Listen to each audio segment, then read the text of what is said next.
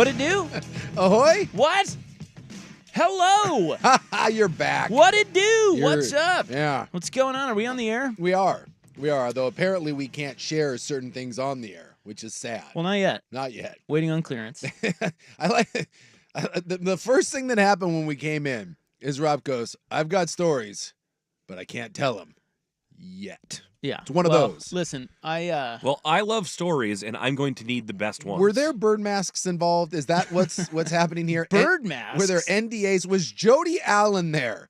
Blink twice if you're okay. Augusta wide shut? Did you have to wear a Speedo? I did have to sign an NDA. God, those are the best. So, well, listen. Yeah. We're burying the lead. We are. Yeah.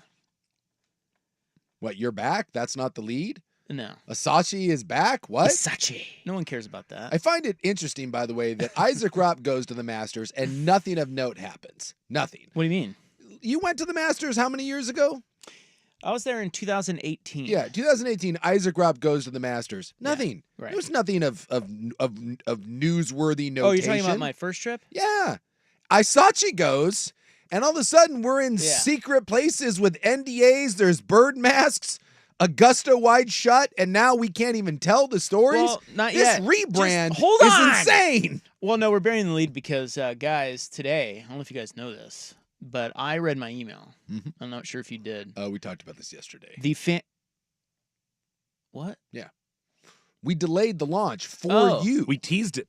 Oh, really? Yeah. This has been ready all week, but we're not launching our fashion brand without our fashion designer. Here's another thing I can't talk about. I'm in negotiations with the new fan merch locker to carry the Asachi line. I mean, there's a lot happening. But it's not done yet. No, it's a work in progress. So the fan merch locker is out. That's 1080thefan.com. No, okay, so here's the deal. Here's what I want to tell you. Here's what I want to tell you right now. Welcome back, by the way. Thank you. It's good to be back. What did I miss? What was that? You missed that. No, that was right before you left. That was the conjoined twin reading during. Yeah, anyways. Yeah, anyway. You missed more conjoined news stories. That I did. Yeah, the oldest conjoined twins, which were linked by the head as opposed to the body, they passed away. Really? Yeah. So here's what I want to tell you. Here's what I can tell you. Yeah. Is that I almost got anxiety. No, I did get some anxiety. Trying to figure out how I was going to describe my master's experience this year. That's how good it was. Yes. Yeah. Because words kind of don't do that place justice anyway. Yeah. But what I can tell you, at least for now, until clearance happens, is that I'm waiting on clearance for a few things. Sure. Because I have to cover my bases here. You don't want to say something that you're not supposed to say, and then you're banned for life. And then you've ruined the best experience ever. Yes. Well, look, if I die tomorrow, I mean, as a sportsman, I've checked a lot of boxes. It's not getting any better than that. Is what you're saying.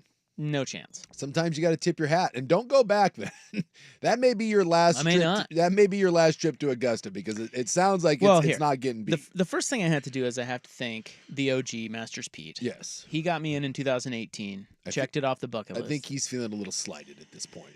Yeah, I know, but he's still the OG. Okay, he needs to know that, and I've told him that. I've texted him that the heart emoji. You've had to soothe the bruised ego of Masters Pete. That's right. I understand. He's a fine listener who got me in the first time. Yeah.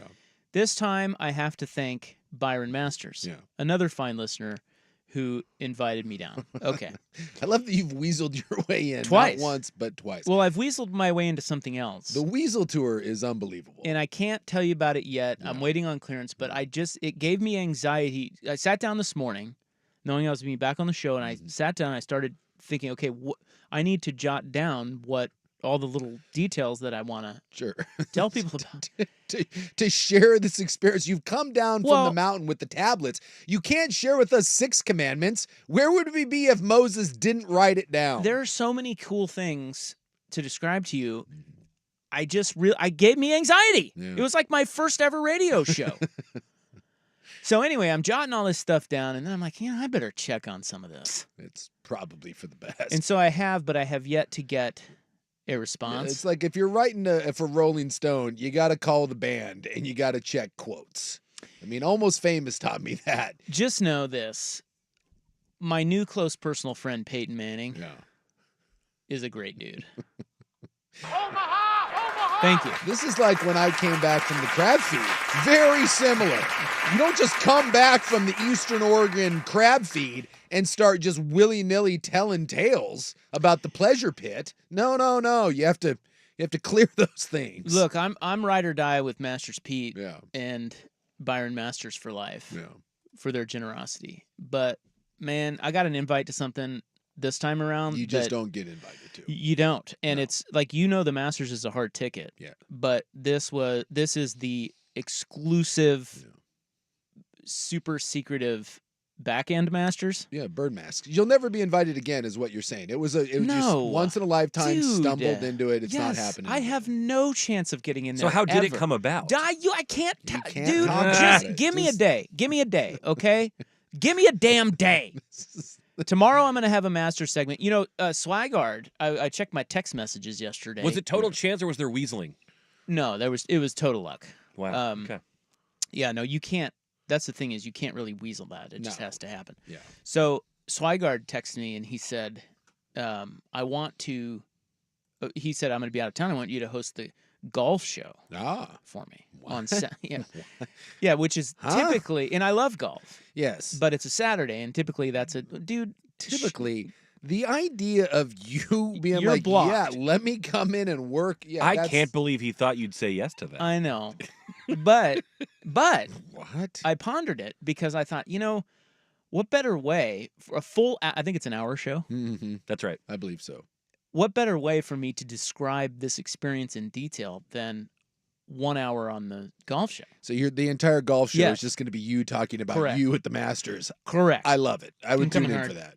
Well, I can't do it because No. I'm going to be, there's something else next weekend. But that would be a great way to, build a little suspense. Yeah. And then also keep it away from there's a lot of listeners on this show that don't give a rip about the Masters. Yeah. Right? Oh, So- believe me, anytime we talk about golf, we get the handful of people, and by handful I mean a lot, that are like, "Oh, golf, you suck." So, but there are those guys who want the story, and the Master Augusta National is an incredible place. Yes. And it's a place that a lot of people want to go, and there's a lot of detail to describe about how cool it is.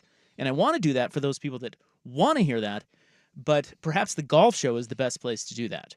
Well, it's not going to happen next week, but I'm hoping that by tomorrow, we can carve out a nice, juicy Masters segment, and I can tell you all the. I'm fun excited. stuff. I want to hear about the anxiety that you had while being at such an exclusive place, because that alone can be overwhelming. Where you're just there and you're in your mind, you're like, don't screw this up, don't do anything dumb, don't get kicked out, right? Like you're so concerned about minding your P's and Q's, it's hard to relax. Well, I hate to say this, but the whole place is like that. Yeah. It was funny. I was talking to Dusty before the show. Danny and Dusty I'm familiar. from noon to 3 here. Believe on it the or Fan. not, they sit in these damn seats. Yep. I see them Yep. every day. It blows me away. Honored to follow them. Whew. Hashtag blessed. Yes. I was talking to Dusty about it, and he said, we were looking for you on TV. And I said, well, a lot of people have texted me that, and I have not gotten one message from anybody that's on me. No. We were posted up right behind 16 green towards the end when the leaders came through. Mm-hmm. Okay. But what you do there is you set your chair. You get there early in the morning. You set your chairs out wherever you want to watch. And people respect them. Yeah, and there's a little spot on the back where you can put your business card, or you can put a note that you remember which chairs are yours because they all look the same. Yeah. And you set them wherever you want. We set ours. We got there super early, so we set ours right behind 16 green. That back left pin if you watch the Masters. Mm-hmm. And we were there, and he said, "Oh man, I was looking right there. I thought maybe that was where you were," and we were. But he said, "It's a bit like finding Souk at the insurrection." Everybody at the Masters looks like you. It's true. Like, there's no way, unless I know specifically what you're wearing, and it's something unique, That's why we should have done the hat bit. Exactly. We needed to know because, no offense, but a mid-40s man in glasses with gray hair and sensible golf clothing, probably some Travis Mayhew. Yeah, good luck finding you. It's Travis Matthew. It's Travis Matthew. I'm sorry. Yeah. Again, go look through January 6th footage and see if you can see or can't see me. Yeah, it's the same thing. You're in there 500 times. Exactly. Hey, is that Suk? Is that Rob? The answer is yes and no. Right. So at that point, if someone thinks they saw Isaac Rob, guess what? You did. And if you don't think you saw him, then you didn't. Well, what we should have done was, and I talked about this before I went, is I should have brought in 3 hats. You guys pick which hat I wear. Yes. And I'll just wear that and look for that. You needed something unique, though. I still think it should have been the pink Juicy for Rob shirt. Yeah. I don't know if you could wear that at Augusta. Yeah, I don't know about that. I might get kicked out. Well, I've told the story that when I was trying to make the NFL and I went to visit my agent back east, we got to go to an event at Pine Valley. And I've never been more uncomfortable in my entire life. Yeah, didn't you guys play a few holes? Well, or you got to. Some people did. Pine Valley's like one of the most exclusive country clubs in the country. Yes, and some of his clients that were actually real sticks, and so they did the. You need to be honest about what the game is about, and I was like, nah, I'm not doing that. Like, nope. But yeah, we ended up there. I actually did not enjoy myself at all because there's so many. They have so many don't do this or else things. I didn't want to be the one to screw that up because who the hell am I? I don't even know how I ended up on that list, but somehow I ended up there, and I spent the entire time there just being like standing against the wall, trying not to piss anyone off and get kicked out and then ruin it for everybody. Well, that place is like Disneyland for adult, rich, privileged white people. Yes. Yes. And I have tales for days, but hopefully tomorrow I'll be able to disseminate. Now, I can tell you, so. I want to tell you the celebrity, because we did this last time. Yeah. The top 5 celebrity sightings. Yes. And there were plenty. Mm-hmm. Well, I can only imagine. I'm going to power rank I'm assuming Peyton Manning is one. He's not. Really? No. Omaha doesn't make one? My new close personal friend, Peyton Manning, is not number 1. I thought from close personal friend, he'd at least get bumped up. So number 5 was Ryan Fitzpatrick. Really? Saw the beard. Fitz magic. Yeah, and you can't miss him. Is it that glorious in person too? Yeah, it's incredible. Yeah. Comes as advertised.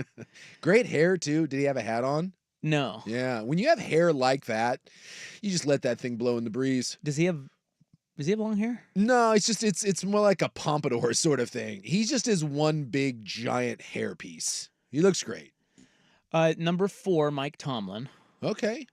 I can see that. Number 3, Urban Meyer. You're going Meyer above Tomlin, huh? Yeah. Was Tomlin angry looking too? Yes. Was he very intense? Yes. I was wondering if he ever let the hair down a little bit. No, he looked exactly like you would think. As a matter of fact, he had a headset on. Yeah. He was coaching. He's in there directing things.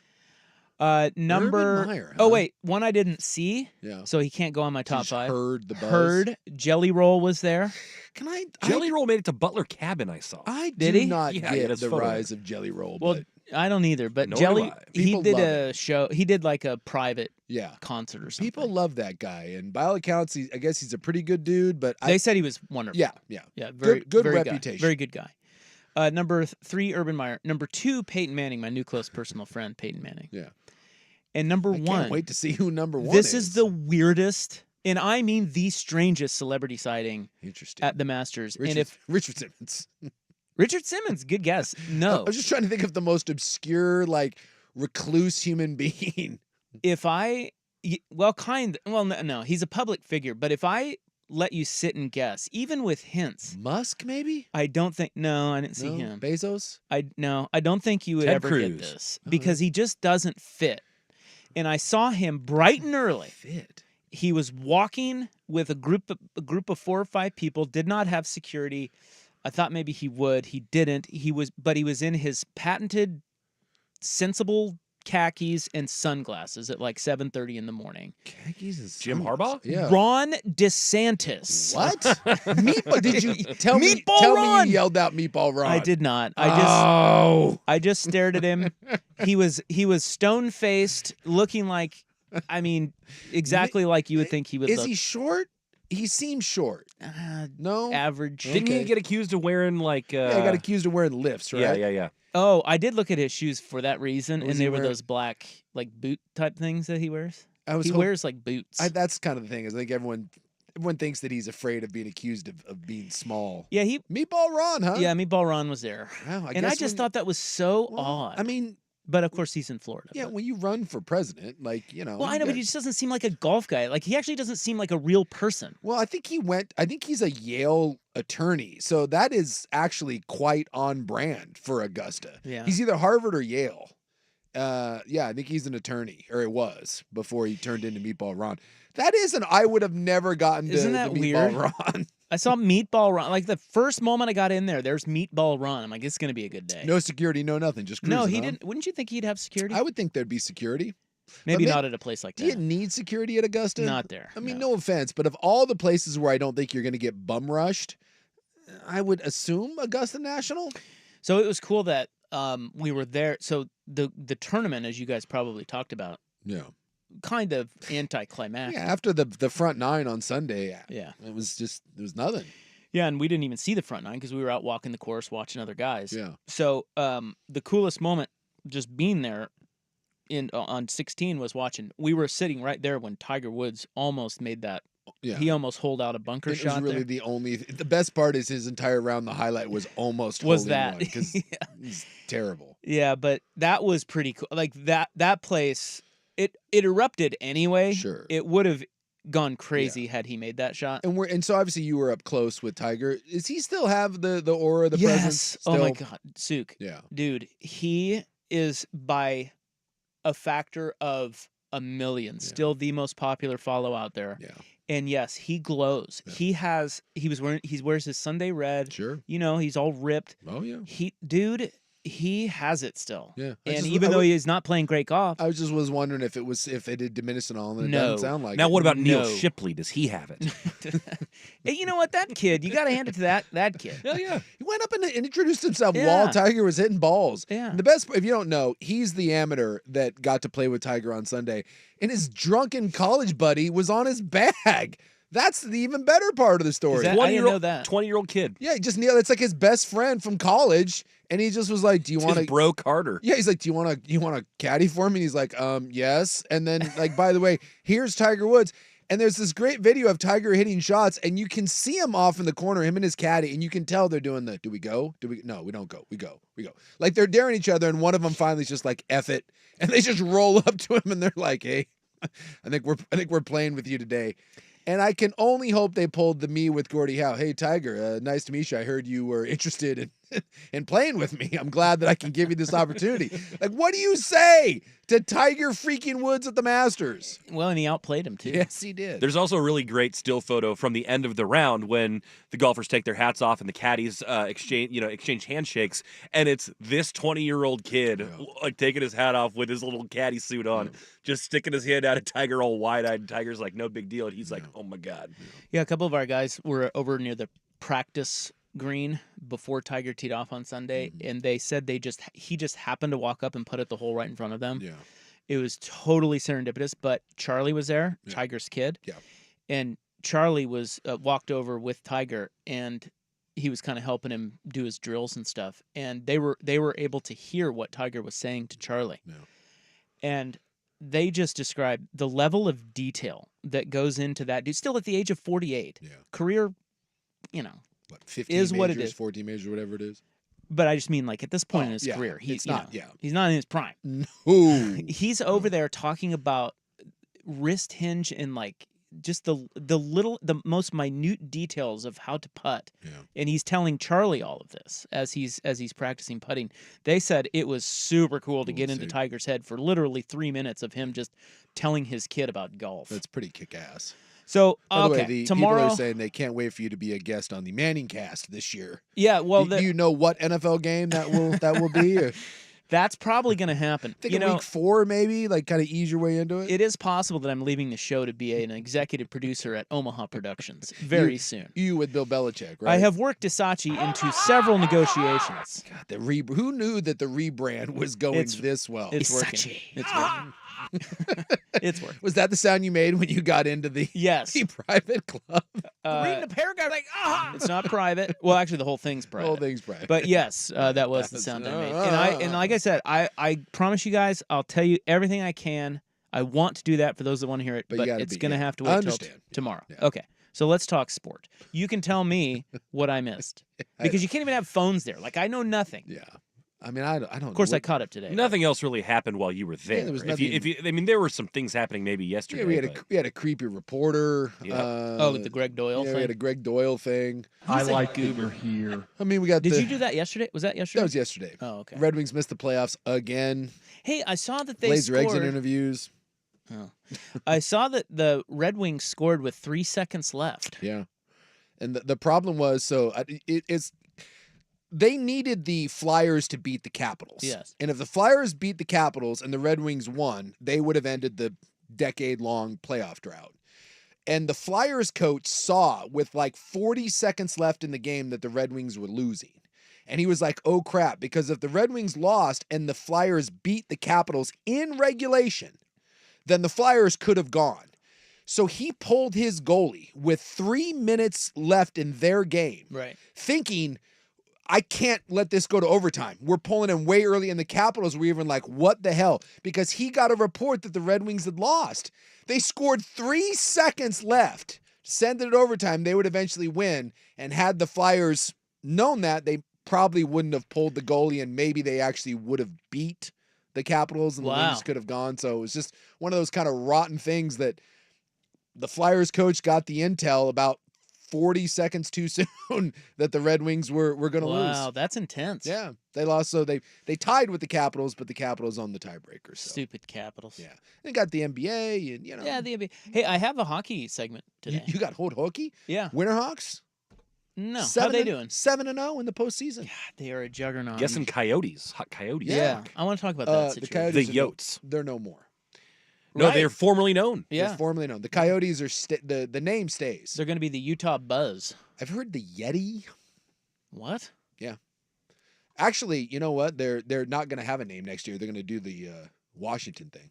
Utah hockey team. Are you Yeah, serious? yeah. Well, that's lame. The Well, we'll old- talk. Yeah, we'll just, talk. do we have to break? Do we have to have breaks I think today? we break. We do break here still. Yeah. Oh God, we should break. Yeah, we That's- should break. I like that you're here. Well, thank you. The poll question is next on The Fan.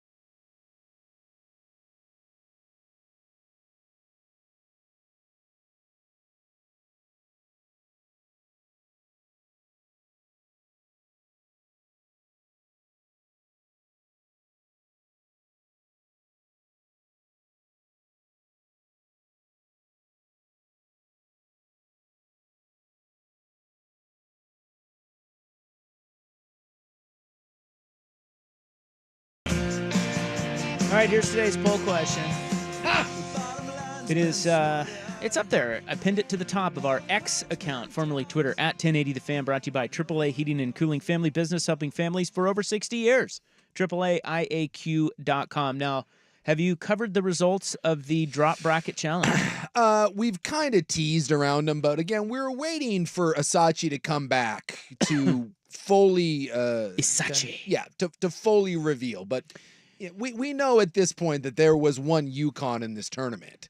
That while there were a lot of fine teams, no one was touching Yukon. Someone continued to cover the spread over and over and again. I think we all knew who that was, but we haven't really officially announced it. All right, so let's wrap that up Yes. before I get to today's poll question. And it was the Isaac and Suk drop bracket challenge, where our drops from years and years and years together on the radio, we put the 32 selected by our committee into a bracket, and it got down to the championship, and that was the last poll question I posted before I left for Augusta.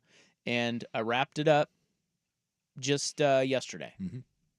Many, many, many, many millions of votes. Many moons. And it is which is the better drop? The ROP regional champion, which was rocking you on a Friday. Why did I say that? It's a hell of a team right there. Versus the Suk regional champion, which was My son is an idiot.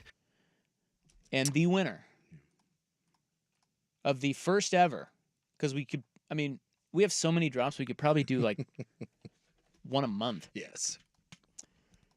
Oh, we heard from so many people that are like, you can make an entire separate bracket, and by category. By category, exactly. And people were like, well, my favorite didn't make it. You're like, you know how many? We have 8 million drops. You had to narrow it down to 32. So the winner of the Isaac and Suk drop bracket challenge, the championship result, the winner is, by a landslide, 61% of the vote goes to My Son is an Idiot. It really was the Yukon of this tournament. No one really came close to it. So congratulations. Your son gets a free Congratulations to my idiot son, who is very excited. And by the way, have you seen the My Son's an Idiot t-shirt? No, I haven't seen him yet. It's brilliant. So we've printed up the 2 shirts because each one of the champions, there are no losers here. My son is an idiot. So we have the Rocking You on a Friday shirt, but the My Son's an Idiot shirt does have a father and son playing catch on it. Okay.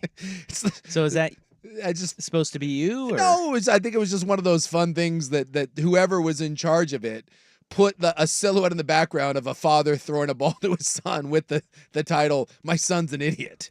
I thought it added a little it touch makes to it special. Yes. So that leads me to this little promo that the fan merch locker is now open. Yes. At 1080thefan.com. Officially open right now for your commerce. That's where you go. Fan merch locker, 1080thefan.com.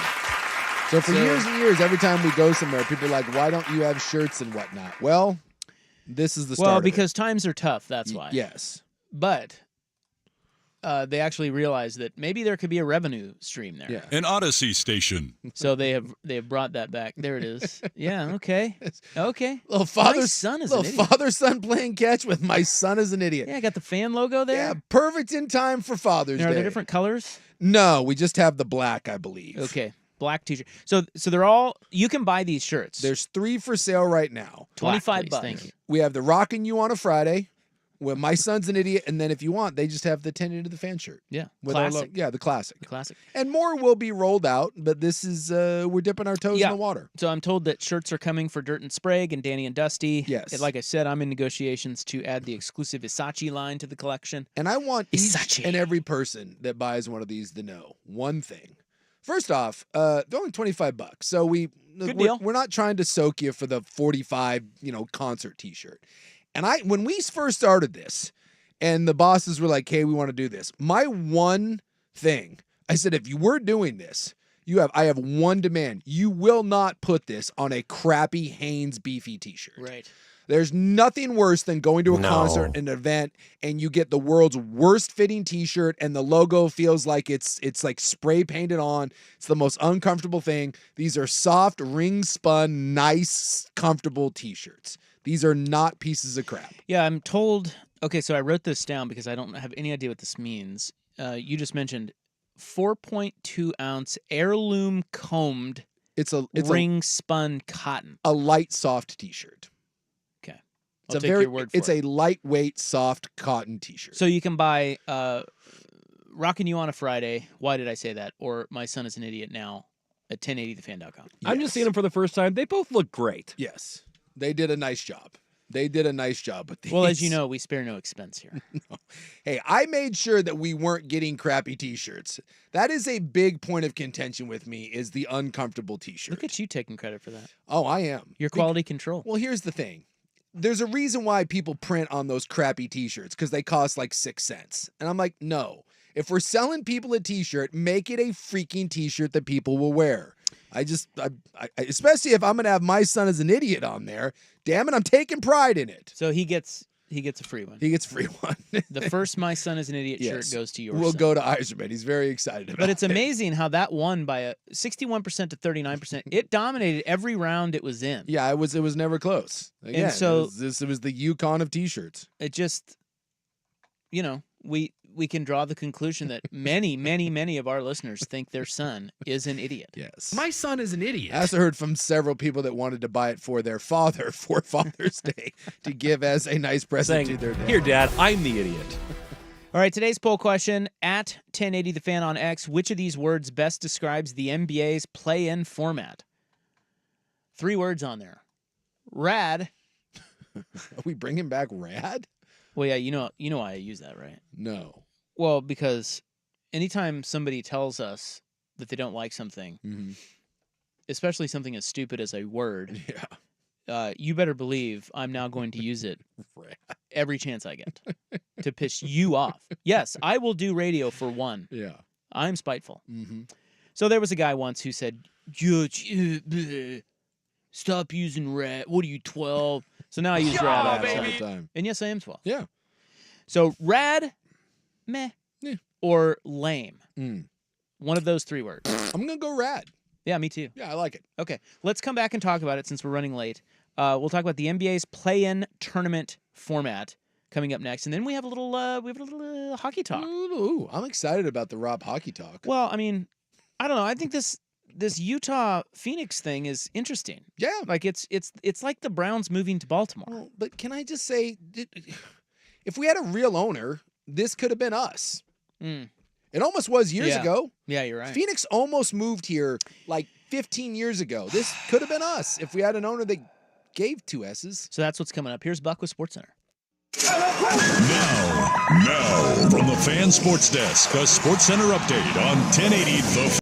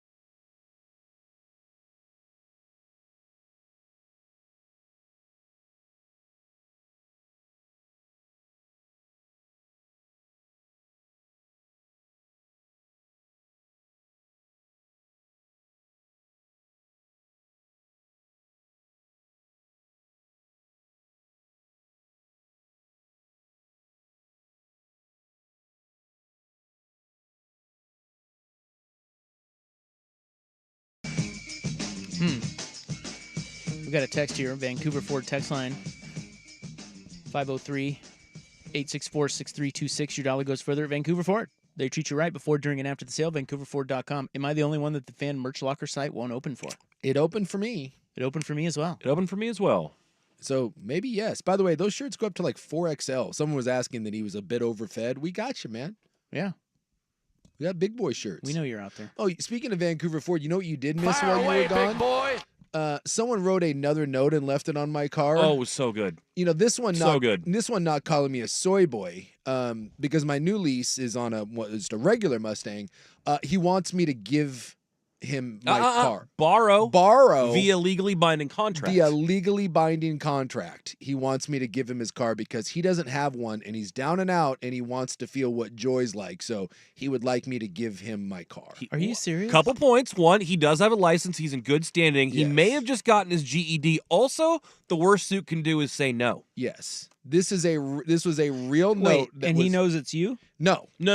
It was just to, to driver, to owner underneath the he windshield. says, and I quote, yeah, this is the biggest thing that you missed. He wrote it on a torn out piece of notebook paper in purple pen, by the way. He said, and it's tough to read because his handwriting's worse than mine. He says, I noticed your Stang came from a dealership. I have dealer plates on the front of my car. And he says, you may own or have a higher up position and was wondering if I could borrow via a legally binding contract between yourself and I. Not only am I currently down and out for a vehicle, but maybe I'd remember a bit of what simple joy feels like. Oh my God. Yes. Worst you could say is no. My license is good, and I believe he does say he just got his GED. Shoot me a text or a call, but only after 8. And then left his name with a smiley face. Wait. Is this a houseless person? I don't know. I feel like this only happens in Portland. I don't know. Like but this and is- only happens to Sook. but This to is me- straight out of Portlandia. So what is he doing until 8? I don't know, but I can't contact him before. Well, he's 8. canvassing for other cars, he's potentially. busy. But he really likes my car, and he doesn't have one, so it'd be cool if I could, just give it to him. But not just give it to him, a legally binding contract between me and him. What? Wow. What the hell, man? Why not? Hey, Thanks. it doesn't hurt to ask. Well, I guess that's his thing. And what I The actually, worst Sook could say is no. I'm more blown away by that one than I am the nice park job, soy boy. Oh, yeah. Well, This is way more unlikely. Yes. Can I also say that I believe in our city, Yeah. there are probably a lot of people that would let him take the car. No. You think Yes. a lot of Yes. people? Yes, Zero. not zero. Definitely not zero. In Not Portland- zero, but not a lot, and not a newer Mustang. A brand new car. In Portland. And you're and people are going to Oh be my like, God. someone's going to sign a legally binding contract to Sook. give Johnny. They call them bleeding heart liberals for a reason. They can't not give them the But car. they don't give away Mustangs, I don't think. Well, no, you're not giving it away. You're just Kind of. Dude, you can't picture old Subaru lady, vegan Subaru lady going, "Oh, No, I can't. I think this is wonderful." And if Everyone should have a chance to drive. if you could just bring it back by 7 because I have to go to yoga. I'm You can't picture that? No, I can't. I can. I really can't. I don't think in the history of notes or cars, someone has ever asked, hey, I don't have a car. I'm down and out on my luck. I really like yours. I know it's brand new. Can I please have it? And someone's like, you know what? You got it. Well, I don't think it's giving it to them. It's giving them the experience. As of- he says in the note, it's borrowing via Right. a legally binding contract. Right. Legally That's right. What? I'm intrigued. God. I'm intrigued at how long he would like to borrow said car for. I would also like to know how many other cars he has solicited the same deal Yeah, for. well, see, that's what I think. I think if you blanket Portland with that note, he's probably Xeroxed it. Oh, Wait. no, that's handwritten. Is that a thing? Is Xerox a word? You Xeroxed it. Yeah. or copied photocopied. Copied it. Yeah. And put it on Oh. 8,000 cars? My man, that is handwritten in purple ink on a sweet ripped out piece of paper. So he's going one of one. One of he's one. like, dude, I should only have to ask once, and this is I the like car. that one. I that like one big right Supers. there. That insurrectionist guy. Let me take my golf clubs and my gym stuff out of the back, buddy, and it's all yours because you know what? I don't need a car. Oh my god. I got like 9 of them, so it's fine. Yeah, you did miss that. That's amazing. Yeah. All right. I thought you'd appreciate that. Now we have to break again. Yeah. And when we come back, we will talk about the NBA's play-in tournament. Then hokey. Because I tell you what, at least based on our scientific polling of the people Mhm. on our poll question there, Yeah. no one likes the play-in tournament. I don't know why. I think the play-in tournament's been great. I actually like it too. And Yeah. I didn't think I would. No, Me me three. neither. Oh, It's great. we're 3-0. Yeah. So we'll get to that next. It is 3:47 on the Fan. Oh, hey. I'm back for the Naish.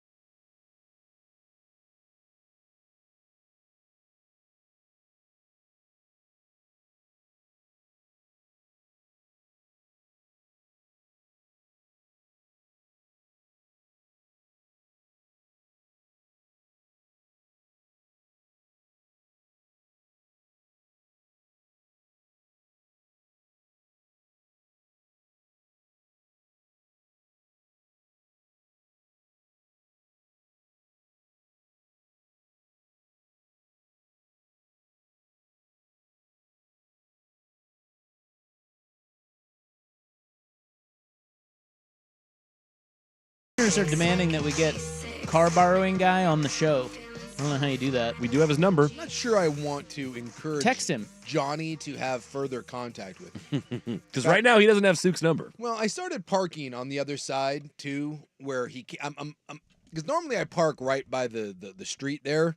I've moved to the other side because, quite frankly, I'm not interested in one of two things. Either A, Johnny becoming angry that I didn't text him back and he lights my car on fire. And number two, him going squatter's rights and just taking my car and being like, well, I really wanted it, so therefore I took it, which you said it's a very Portland thing for someone to give away a car. I disagree. I think it's a very Portland thing for someone to just take a car because they want it. So I'm not really trying to encourage Johnny at this point. How about this? Any communication? Can we use Isaac's phone number There to you go. text him and inquire? Yeah, No. you feel free to do that. I'll give you the number. You can reach out to him. I'm going to text from Joe Fisher's phone. Even better. Let's do it. I like that. Yes. Joe Fish, if you're listening, come on in at the break. I would be intrigued by his thought process of what are the chances he thought that I was just going to be like, you got it, buddy. Brand new. I've only had it for like 2 weeks, but you know what? He spent enough You time take that he didn't think the chance was 0%. No, I mean, it's a nice, well thought out long note. I'd also like to know if he really, if he meant to write something else or if indeed he put on there that he got his GED. Because I was wondering if he said he got GPS so like he would know where he's going with your car. It's tough to tell. But I don't know. The note is, I think that he wrote that like standing up. I don't think he sat down like with a desk in front of him and whatnot. All right, play-in tournament is underway in the NBA. I think it's been pretty interesting. Pretty cool. Yeah. The Laker game was great, except for Zion blowing out a hammy again. The Sixers game yesterday was great. Was it his hammy that he blew out? Yeah, he popped a hammy. I tell you what, dude, that peak Zion. Dude, he's unbelievable. We forgot Yes. how good peak Zion is. Before he got hurt the last time, he was on pace to break an NBA record for efficiency. And like no one notices him because he's down there in New Orleans and he's kind of in and out of lineups. But when he is on, he can't be stopped. He is unbelievable, but he can't stay healthy. Would there be any circumstance in which you'd invest in that guy? No. Just At this point, just none, huh? I mean, I'm not talking about like a Russell Wilson type situation where he just it doesn't cost you anything to get him. You're gonna have to invest in him. I mean, he's still, what is he? 24? he's super young. Yeah, Is he's he- 20. He's 23 years old. He'll He's turn 20. 23. He'll turn 24 in July. So there's no way you would invest I mean, I in understand. that guy. I understand what New Orleans is doing because guys like that don't come along, right? Like we were talking yesterday. We had Sean Hyken on, and we were kind of doing the Blazers recap thing, and it drives me batty a little bit when like we talk about Anthony Simons and Scoot and Indiana. Like they're all fine players, but you don't win with good players in the NBA. You win with stars. You win with guys, and Zion is a dude. He is that guy. So I understand why if you're New Orleans, you roll the dice. You're like, hey, we've got one. We just have to keep him healthy. But at 23 going on 24, I don't think he magically decides that he's going to get his weight down by 40 pounds. I don't think magically he's going to decide that he wants to take care of his body. And by the way, all those things may be moot because he may just have one of those bodies that doesn't work. It's too big and it's too explosive.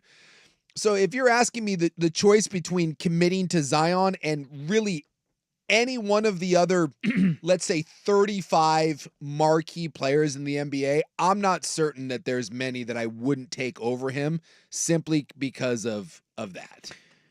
I don't think he loves the game. I don't think he loves the work that goes into it. I think he loves, what did Trent Dilfer say? He said, you got to find guys that love football, not what football brings you. I think Zion is probably more of the guy that loves what basketball brings him, and he's just a freak. And he's a guy that you just can't rely on. And I don't know if that's all his fault, but at this point, I just, how's that going to change? Well, he did play 70 games this year. Yeah, he did. So, and then when it mattered the most, and by the way, that got you into the play-in, and then you're having 40 a night, and you pop a hammy. So he's gone 24 games in his rookie year, 61 his sophomore year. Yeah. Then he didn't play for a full season. Yeah. Then he played 29 last year and now 70. Yeah. So it's Greg Oden-like. Yes. And And that doesn't get any better. I'm one of those guys that But boy, I got to tell you. the older you get, you usually don't get better. And that's tough to say because he's 23 years old. He's still got 5 to 8 years of prime. I'd trade for him. You'd roll the dice? I would. I mean, obviously, I can't pay a premium. Yeah. But I don't know. Well, okay, how about this? I think I would. If you're telling me Portland, you're giving me the Blazers, because this was some talk back when the what ended up being the Scoot Henderson pick, right? There was some chatter about that.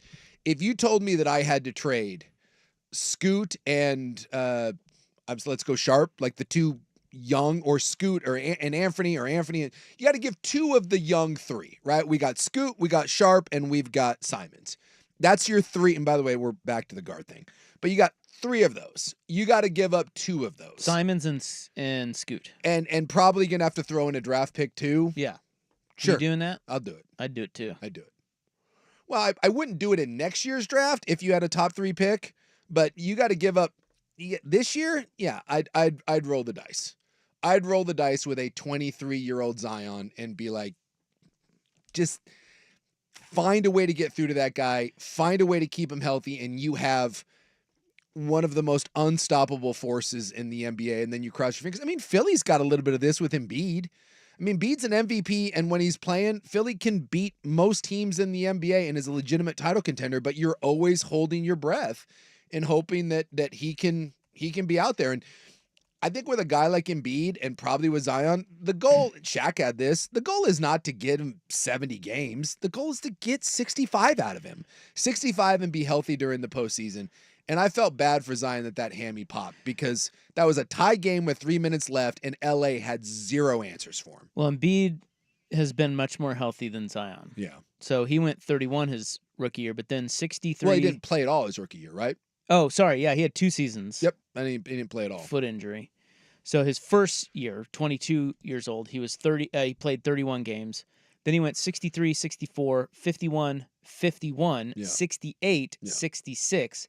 And this year, back down to 39. And by the way, I think that's just what you're going to get out of Embiid. He's not ever going to give you 68, 70 games. And that's fine. I don't really know why these bigs even play before February. Well, that was my thing with Yao. I was always up to Yao Ming. I was like, just sit his ass for 50 games, and then you've got 30 to ramp him up, and then have him play in the postseason. Something tells me Adam Silver would poop a nickel. Remember tail end of his career, Roger Clemens was doing that? He'd be like, he wouldn't start games till he was in like late June, and they'd get ready for a playoff run, and there you go. Let's be honest, Shaq did this for most of his career. It'd be like, Shaq was the revolutionary on all this. He'd be like a month before the season, and then Shaq's like, I gotta have toe surgery. And you're like, why didn't you do this at the beginning of the summer? I don't want to talk about it.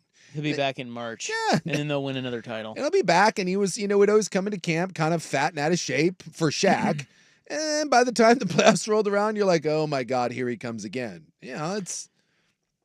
It'd be nice if you could find guys that were motivated to be year-round beasts, but but with those big dudes, man, they got a pace. Yes. 82 games is too much for them. And then you got the postseason. Yeah. Get out of here with that. They're not stupid. Yeah. They ride them too hard. So those, especially the brittle big guys. Yep. So I don't know. Anyway, on the AAA heating and cooling poll question today, which of these words best describes the NBA's play-in tournament? Meh gets 60% of the vote so far. 23% said lame. So 83% are indifferent or hate it. Only 17% said rad. I'd vote for rad. It makes the end of the year more interesting because you're fighting for seeding. And I don't know. I think those one and done games are interesting. Now, some of them end up being duds. Like the Golden State Sacramento game wasn't really competitive, but it still was. I ended up watching at the end because I thought that it was and I still do. It was the end of a dynasty. And watching Clay leave the floor, it got my eyeballs. And I promise you that the last game of the regular season wasn't going to do that. So I do think there's some intrigue to it, and I think it makes it interesting.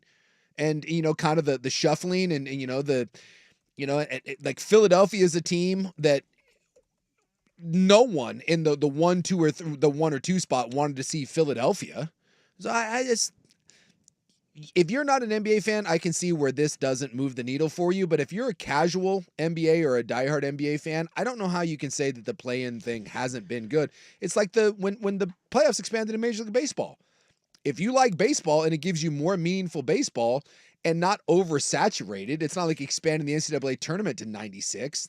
This has been a win-win for me. Well, anytime you get a sport where they play the 7-game series to decide who's better. Yeah. If you get those same sports into one and done scenarios, in other words, a game 7 scenario, you got something. Yes. It has it. It has that juice. Yeah. And that's what these games have.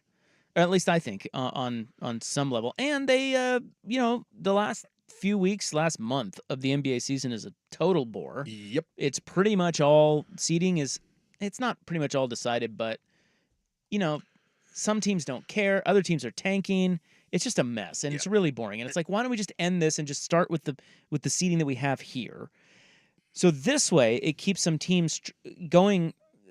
They're playing harder down the stretch because they want to avoid the play-in. Yes. They want to get into those seeds where they don't have to play in the play-in tournament. Yeah. So it kind of keeps I don't think it's foolproof in that way, but it keeps the league a little bit more interesting down the stretch, and they desperately need that. Yeah. And then last year, we even saw a team like Miami go through the play-in and made the damn finals. They got hot, and you tell me last year that story with Jimmy Buckets and the Heat, that wasn't interesting?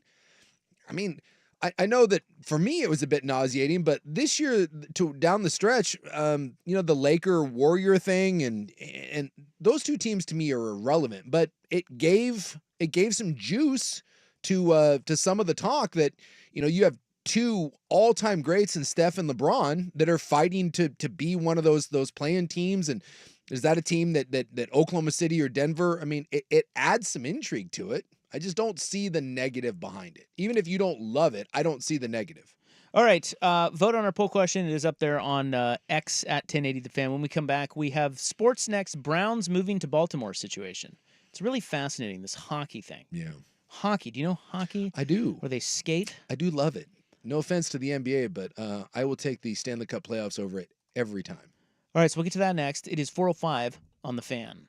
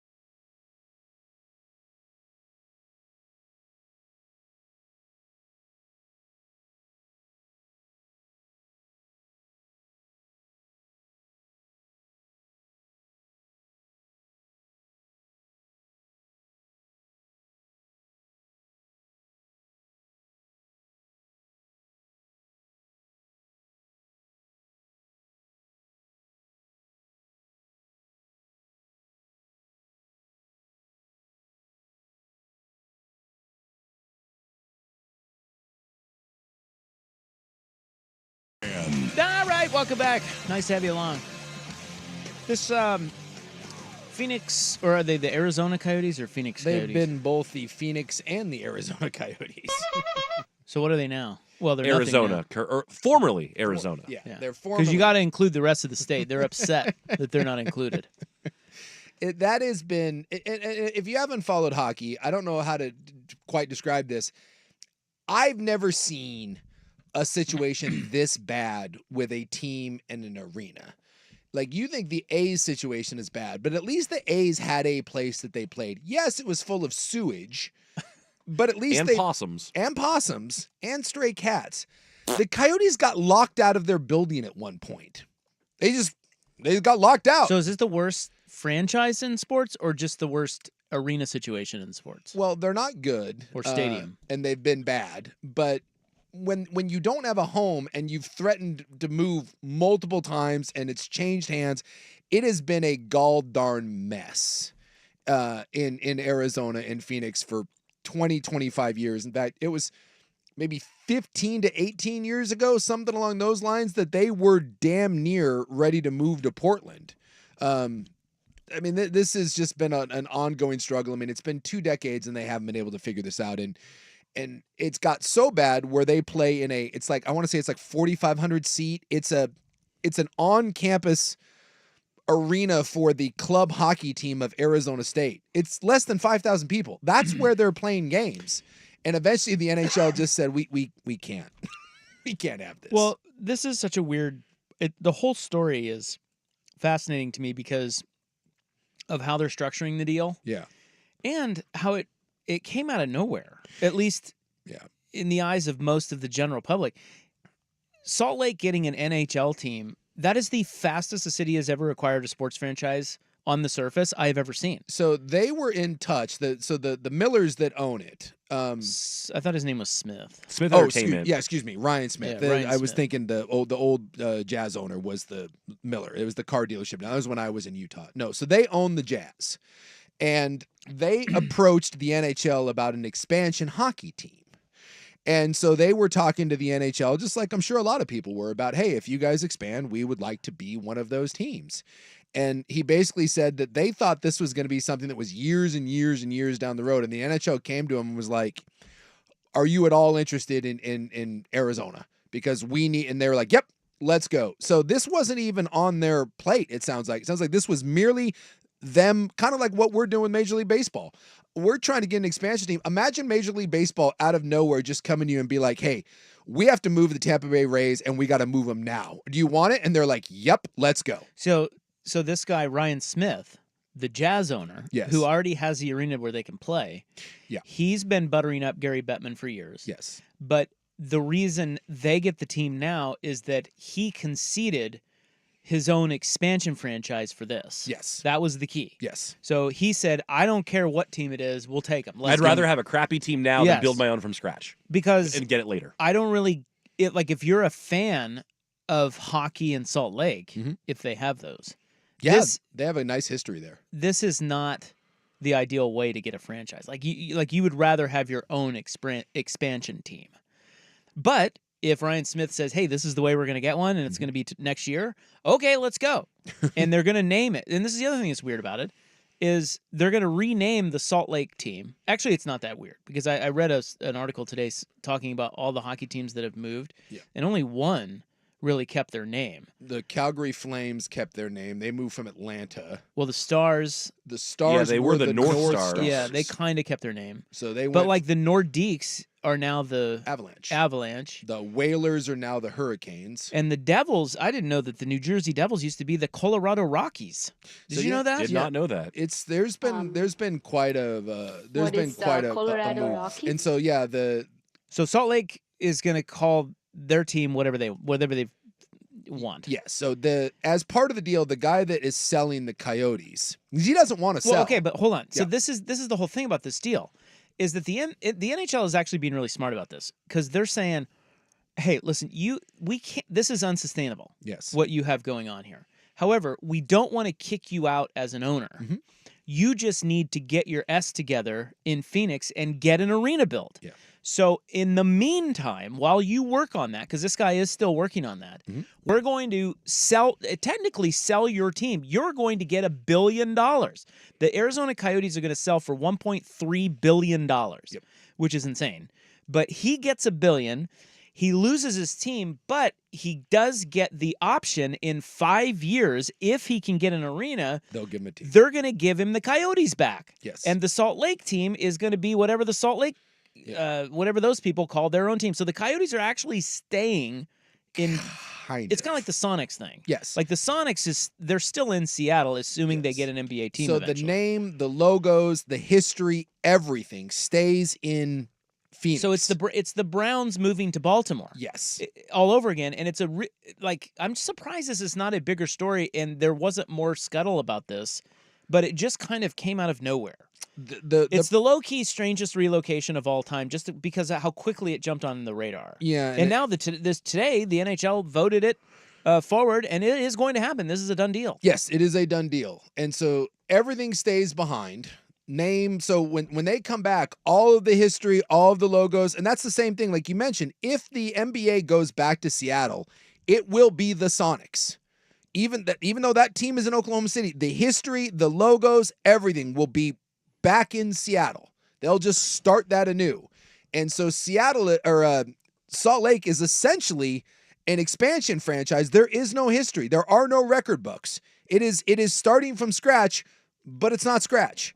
And the owner, the Ryan Smith guy and his wife said that they will take their time. It is going to be called Utah, not Salt Lake. They want it to be a statewide thing. Got to include the whole state. Got to include the whole state. Like the Oregon Blazers. And they said that they may not be able to come up with a name in time for next year. They said they do not want to rush this. So next year it may just be the Utah hockey team. And then the season after that, then they'll launch a whole brand. They said they're taking their time. They want to make sure that they do this right, and he'd rather wait a year and then, do it correctly. But if you just look into the history, I mean, in Arizona, there has been, like I said, there's been bankruptcies, the team being sold. There has been, drag out, knockdown fights with city and state officials. Like I said, there was a lockout of the building. Can you imagine? Remember when the Blazers they lost Moda Center? To who ran that? It was a Global Spectrum, whatever. Well. Yeah. The guys from Philly. Yeah, imagine the Blazers being like, "Well, we want to play here," and that entity being like, "No, we're going to lock the doors." They're like, "Well, no, we don't have a place to play," and they're like, "Not our problem. We're locking the doors. You owe us money." They couldn't come to an agreement on that. It's been a disaster of galactic proportions, and finally, the NHL just threw up their hands. Yeah, and I get why they did. Yeah. It really does make sense. But, the key and here, it's not coming back, by the way. This dude to Arizona? This dude couldn't get a building built for forever. Well, and in the next 5 years, he's going to get one built now? I think they probably know that, the NHL. Yeah. At the same time, it's a no-lose situation for them, because if he actually does get an arena, they're like, all right, we'll bring him back. It basically puts the ball in his court. That's another thing that's really good about this from the league. Is that it makes the owner step up and get it done. And if he doesn't, yes, he gets $1 billion, but his team is gone. Yeah, and I think maybe the hope is with this from the owner's perspective is, one, I get it. He bought it for $300 million, and now he's selling it for 1.3, and some of that is getting broken off as like an expansion fee. I think they're cutting between $200 and $300 million, and it's getting spread out to the owners. Yeah, he gets $1 billion. Yeah, he gets $1 billion, and then the rest is getting split amongst the other teams, because they're basically telling the guy from Utah, well, this is your expansion team, and we want an expansion fee. So that's they're kind of massaging everything to kind of get it moved along, because no NHL owner wants a team to be sold out from under the owner that doesn't want to sell. So this kind of soothes all parties. Yeah, it works. Yeah, and maybe the people of Arizona and Phoenix will be like, crap, we lost our team. If we want it back, maybe this provides some pressure to actually get a building. That's what I mean. Yeah. It's in their court now. Yeah. And that's great. So, okay, the one thing when we come back that made this happen is this Ryan Smith guy. Yeah.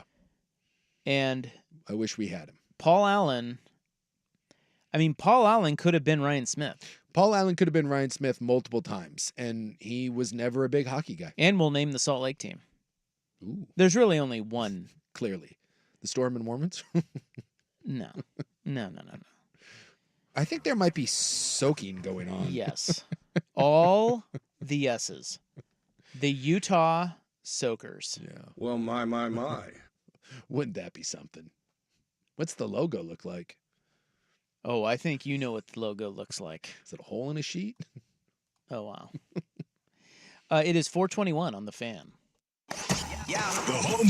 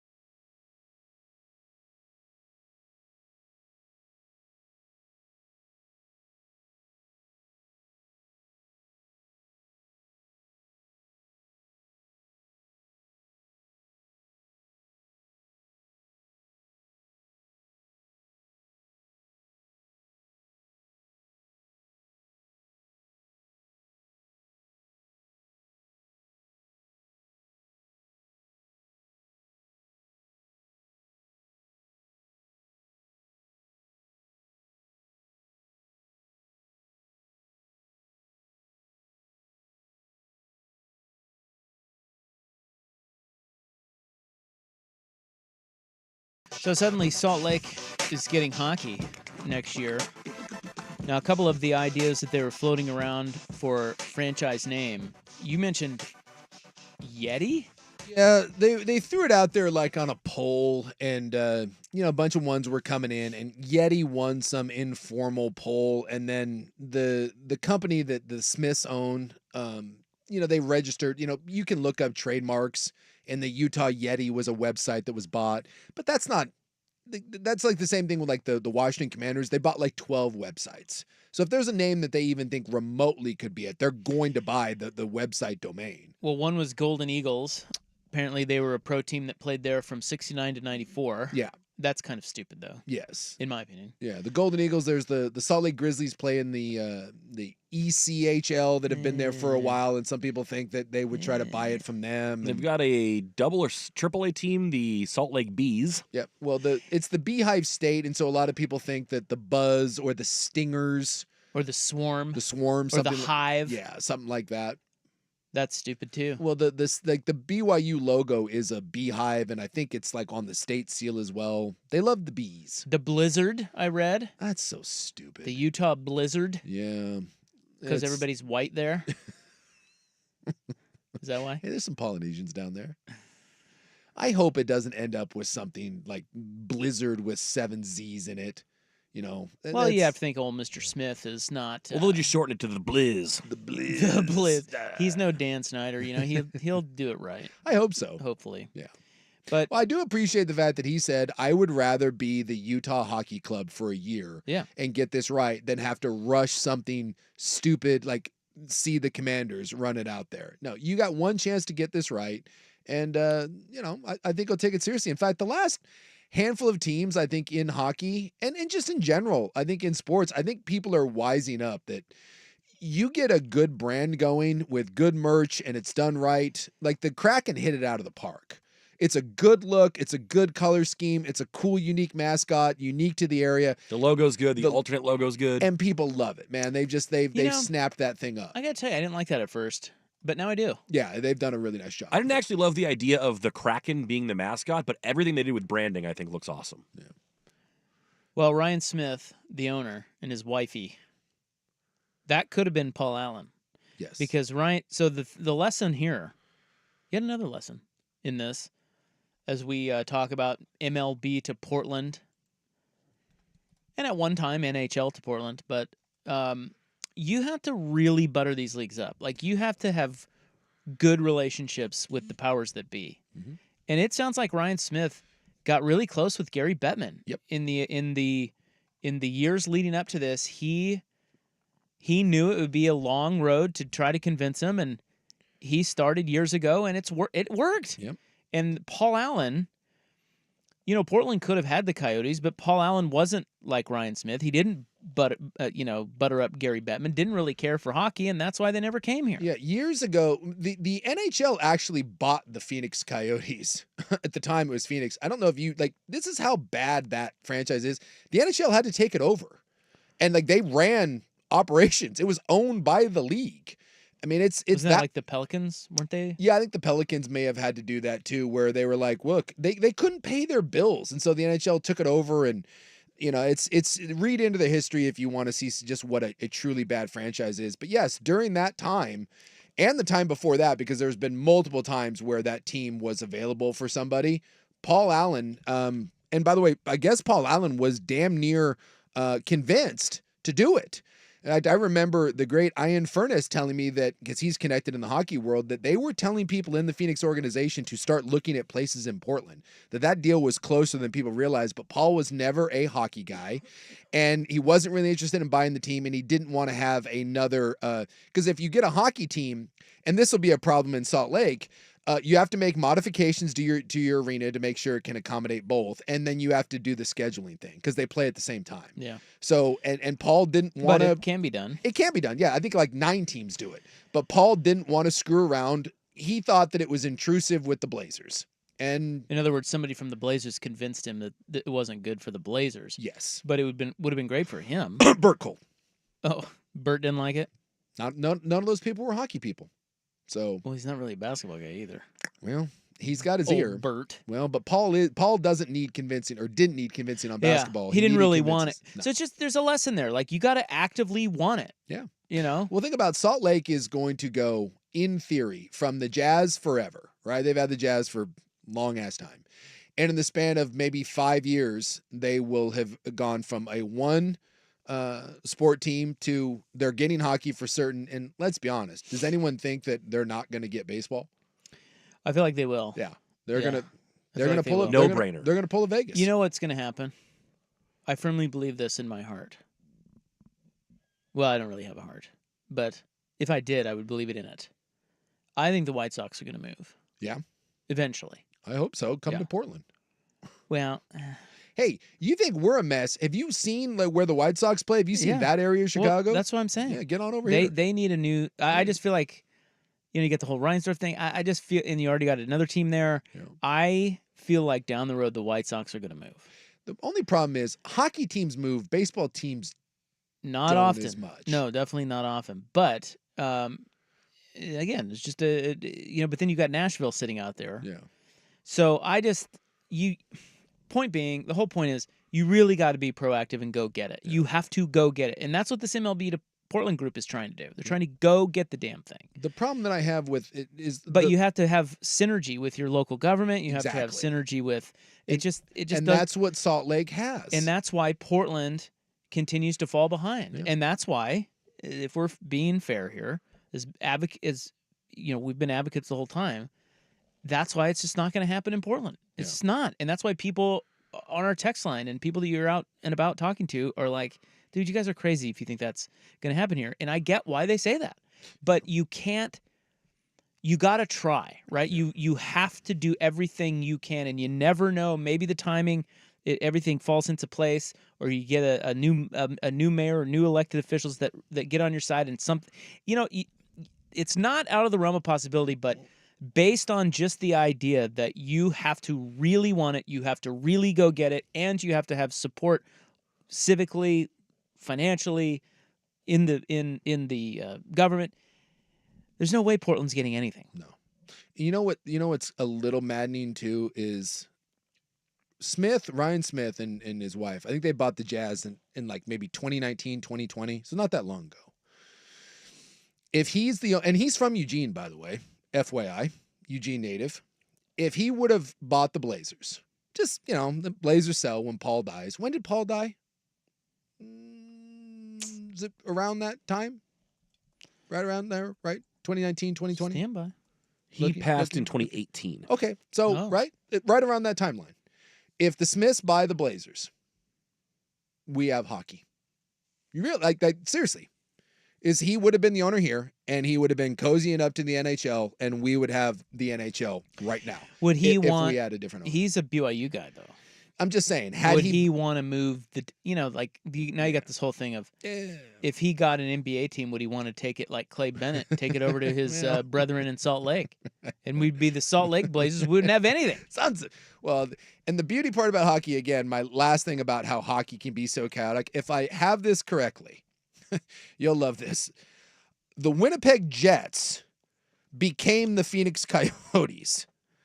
The Phoenix Coyotes then got sold to the NHL, and a group from Winnipeg bought them and wanted to move them to Winnipeg, but then the NHL said no. They actually bought the team from Atlanta, which the original team from Atlanta the original team from Atlanta is now in Calgary. So the Winnipeg team bought the team instead of buying the team from Arizona, bought the team in Atlanta, moved them to Winnipeg, then bought the naming rights, the Winnipeg Jets, from the Phoenix team, which, remember, was originally the Winnipeg Jets. And so now the Winnipeg Jets are in Winnipeg again, but as a different team, but with the same name. You lost me. That is that's how... That can't be right. That is right. Those scientists better check their hypotenuses, dude. Yes. There was an original team in Atlanta. It moved to Calgary. The original team in Winnipeg moved to Phoenix. The people from Winnipeg wanted to move Phoenix to Winnipeg, but the NHL said no, move the team from Atlanta. That they got a new one there after their original team moved to Calgary. They bought the name Winnipeg from Phoenix, moved the team from Atlanta back up to Winnipeg. I'll take your word for it. And they should call him the Utah Soakers. This is his chance. My point is, anything is there might be possible. soaking going on. So why not? Why not the Utah Soakers? All right, in the news is next. We have a big news story out of Beaverton. Guess what's coming? Not Major League Baseball, but Damn it. But actually, it would be near Major League The NFL. Baseball, right? the next best thing. Well, the NFL's coming to Tualatin. Here is Ryan Buckley, the famous Ryan Buckley with SportsCenter.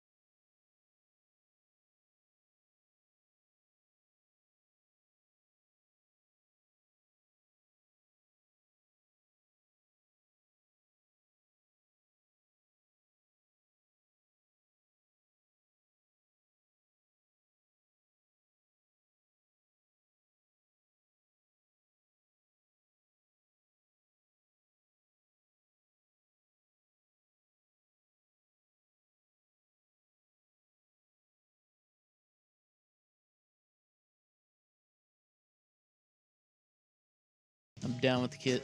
Rad. It's not radical. It's rad. Yeah. Come on, dude. Get with the times. Rad racing, baby. It is April 18, 2024. It is time now for In the News. I am your Noto Newsman, and I'm back in the saddle here. Please be seated. Thank you, America. It is nice to be back. Really, really, really nice. It's also really nice to come back on a Thursday. Yeah, you get I'm surprised, dude. I thought you just come back for the Friday and then tip the cat. Because it feels like a Monday, but yet tomorrow is Friday. Short week, baby. I've come hard on a Friday. Yes, you have. It is National Lineman Appreciation Day. Now, I know what you're thinking. Not O-lineman. No. Like the Wichita lineman. Correct. Great song, by the way. Like lineman. Yeah. Like real lineman. People that are up there doing the work. Power lines or Yep. rail lines? Power line. Power Okay. lines. Lineman. Hence the Wichita lineman. Had those guys over at my place the other day. You know, the weirdest thing happened at my place. You had a line go down? Well, no, there was a tree removal, and the tree removal guys, they don't mess with lines, right? Yeah. So they just cut the tree limb on either side, but leave chunks of wood on the lines because this was an old tree. And it had grown through It had grown over the line. That's crazy that trees do that. Right. Yeah. So there was these weird chunks of tree Just hanging on the hanging in the front of our house on the power line. Yeah. Well, the line bros, National Lineman Appreciation, this has been years. Yeah. And these guys come along the other day and they were like, we're going to clean this up for Think you. about it. Every time we get one of the power storms and stuff goes down, you need those damn guys out there doing yeoman's So work. today, and not tomorrow, not yesterday, certainly not Monday, today. Yesterday you can kiss my ass. Today. Tomorrow you can go to hell. But today, lineman, Today, we love celebrate you. we celebrate you. You deserve your own day. Yes. It is also National Animal Crackers Day. Do you remember animal crackers? God, I haven't had an animal cracker in years. I know, they're so gross. Yeah, they're not good. Just started giving my toddler some animal crackers. He Did likes you? them.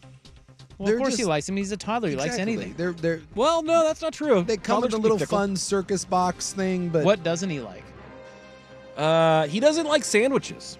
Like he doesn't like stuff between bread. my guess is probably because you're feeding him bastard cold cuts, Buck. No, Why don't you no, heat that that's son of a not gun what- up and okay, see we're what not. happens? This is not a referendum on cold sandwiches. Probably doesn't like dogs either, but that's because you got a Labradoodle. No, he loves posing. Why don't you get yourself a proper dog and a real sandwich, and maybe your kid might get some real taste. There's nothing wrong with my dog or my sandwich preferences. Your kid seems to think otherwise. Yeah, he likes the dog. Hey, did you see this text about Ryan Smith being on Pat McAfee's show? Yeah, someone was saying, and I did not see this, but they were saying that McAfee kept bringing up soaking, and that Smith did not With like Ryan it. Smith there? Yeah. I think there might be soaking going on. And he asked them to stop. Yeah. Hey, hey, By all accounts, he's actually a pretty cool guy. hey. Yeah, I'll believe it when I see it. Guys, move on. I could see McAfee bringing up soaking, by the way. Well, guys, it's official. It is. The city of Beaverton, home to the world-famous Dusty Hera. Yes. At least I think. Yeah, Does he live in... I think he's a Beaverton guy. Or is he in Hillsborough? I think he's in Beaverton. My dog and my cold sandwich preferences also reside in Beaverton. Yeah, home to the world-famous Ryan Buckley, the indelible Ryan Buckley, who makes more money than Caitlin Clark. If you're gonna suck the right way. What do you mean? Well, that was just What does that mean? That was me. That was just a drop. Oh. I didn't even know that was dry. I can't see you. You thought Oh, you that- thought I just behind said us, that yeah, off I the was like, cuff? why No. did you say that? No, that got clipped of me a couple days ago. A land use application to open an In-N-Out Burger in Beaverton was approved Another overrated burger coming to a city near you. on Tuesday. It's official. Highway 10. It will be next door to Chick-fil-A Oh, on Southwest Beaverton Hillsdale Highway and 107th. let me just, so that area is going to be screwed. Big time. Why would I ever go to In-N-Out Burger when it's right next to a Chick-fil-A? I'll take Chick-fil-A 10 times Well, out one of does 10. chicken, one does beef. Well, do you really think that Beaverton could get any busier? Probably not. And it's all, I mean, that location's already by a Target as well. So you're just going to jam the whole area. We were talking about this the other day. I don't do a lot of fast food, but when I do, I have a maximum 4-car in the drive-through line. Otherwise, 4. That's too many. And I'll keep driving. I don't like 4. If I see 4, And what and if they have a double drive-through like McDonald's? No, it's still 4. Because I don't care about the double drive-through. You can only serve one person at a time. 4 cars. If I'm number 5 and I'm hungry, I'll be willing. But I see that 5th car, I'll keep driving. I don't care. I will. And so anytime you drive by an In-N-Out or a Chick-fil-A or like sometimes Wendy's has this, I have a Taco Bell by my house. Anytime after 11:30, there's 1,000 people there. I refuse to sit in line and wait for In-N-Out. You know it's better than In-N-Out besides everything? Yeah. Burgerville. Yeah, can I also say with Burgerville, I don't care. Burgerville's better than In-N-Out, though. I agree. But at the same time, I don't think so. Burgerville is like $17 for a hamburger. That's the issue with Burgerville. Burgerville's way too expensive. Yeah, it's a little more as expensive as a restaurant burger. Yeah. There's nothing wrong with the quality. The quality's good, but you're not paying fast food prices, and fast food prices aren't great anymore. Now, anyways. what is In-N-Out's burger cost a guy? Way cheap. Well, I mean, I don't know what's going to be up here, but it's way cheaper than In-N-Out's Burgerville. more of along the lines of a cheap Single digits for sure. Yeah. I just feel like the whole Burgerville thing. Like I'm from here, I grew up here, and I've had Burgerville plenty of times, and there's nothing wrong with Burgerville, but I do not understand this weird, fierce loyalty to In-N-Out if you're from California or Burgerville. Let me state for the record, having grown up here and lived here for damn near 40 years, Five Guys is better than either one of them. I was just going to say the best smash burger is Five Guys, and I think they're from Arizona. And Shake Shack's better than either one of them. And I don't care that it's not local. Also in Beaverton, Shake Shack. It's a better burger. 2 years ago, an application to build an In-N-Out burger in this same location was denied. Probably because of the traffic situation. Land use, I don't know what all goes into that. But it says the approval to move ahead with the project was issued by an independent hearing officer. Additionally, a special use permit, development review, and property line adjustment were also approved. Yeah, So I don't know. Gotta have that property line.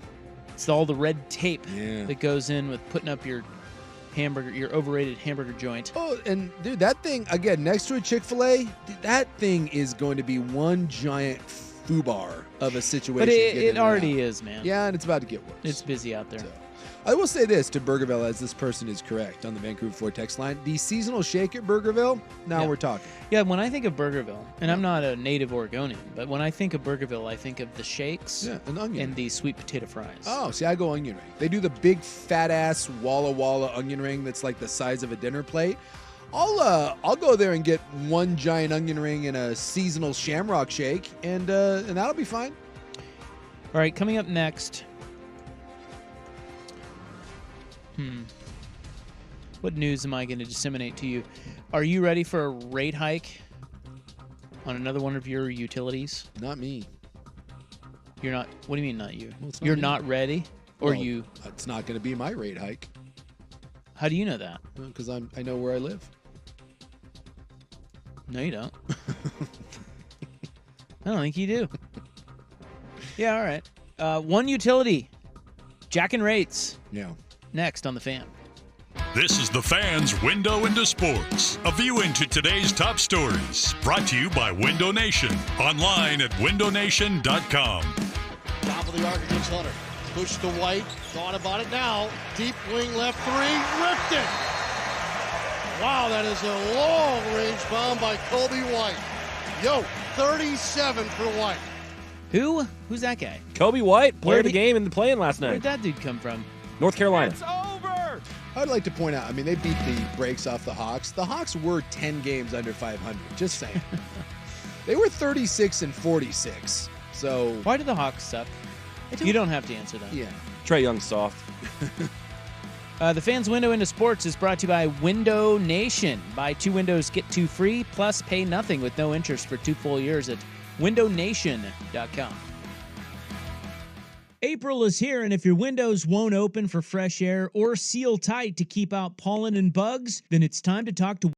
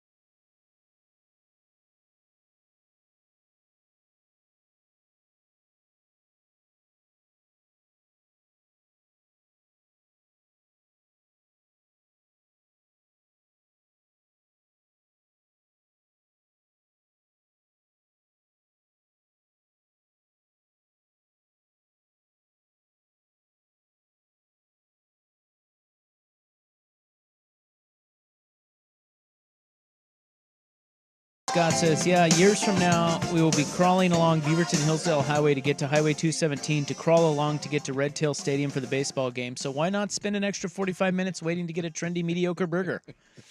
He's not wrong. Yeah. Valid point. He's not wrong. Or you can go to Killer Burger, which is about the same price.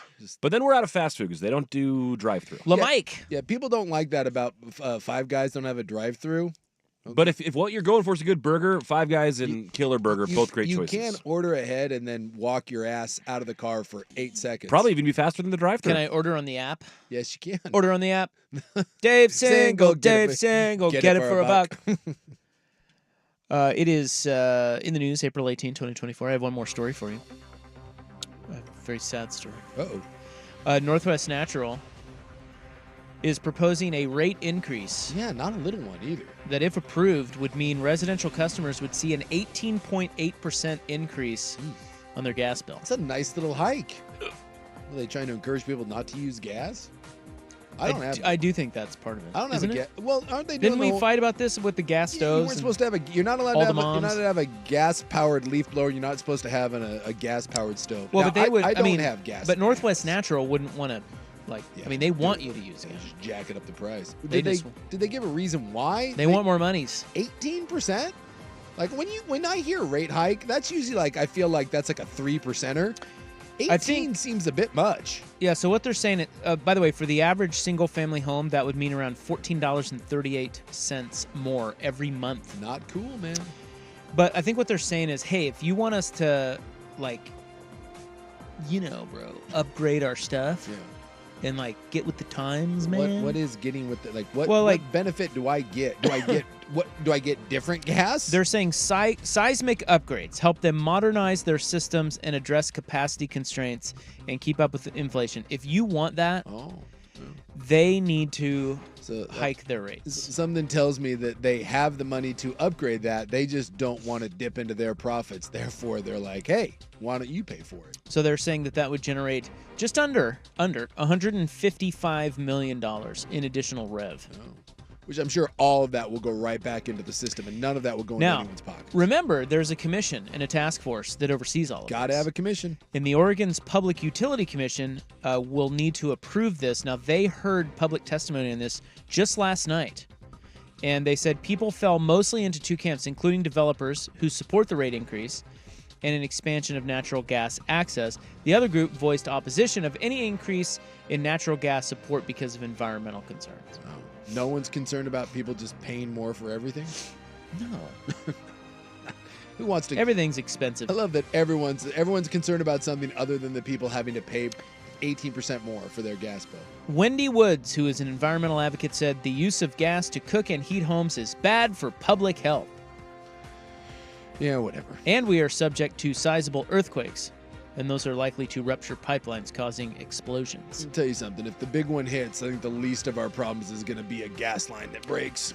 Meanwhile, Bill, who is a builder and developer, shared his support of the rate increase. Developers.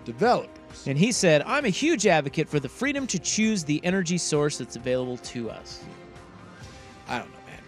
I don't have gas, so... If you want to go all electric, do it. But why limit the majority of our customers' options to select a dual fuel? People love gas stoves, though. Dude, people swear by those things. Well, we talked about this. There was a whole thing, a bill to ban gas stoves by a certain year. Moms went nuts. The Karens aren't having it. No. The one saving grace I have is, the BTJ is adamant that she wants a gas stove, and I'm like, we don't have gas. I don't know what to tell you.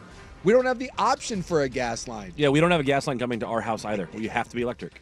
Oh, believe me, she's like, what does it cost to get one? I'm like, you can look into that and you can pay for it. That's not happening. Plus, I get to hit her with the environmental thing. You're like, I thought you were trying to save the planet. No, therefore, we shouldn't be using gas. That's your in the news for April 18, 2024. We've got the Hot 5 at 5 next. We've got a couple of bits of news out of Eugene, Oregon. That's where the Ducks are. Mm-hmm. And the spring transfer portal, the cycle has officially begun. Yes. So we'll get to all that coming up next on The Fan. It's time for High Stakes, a tasty look at clutch performances and the biggest games. Served up by Steakadelphia. That's the biggest game. Like we knew even if we still lose that game, we still got another chance Friday.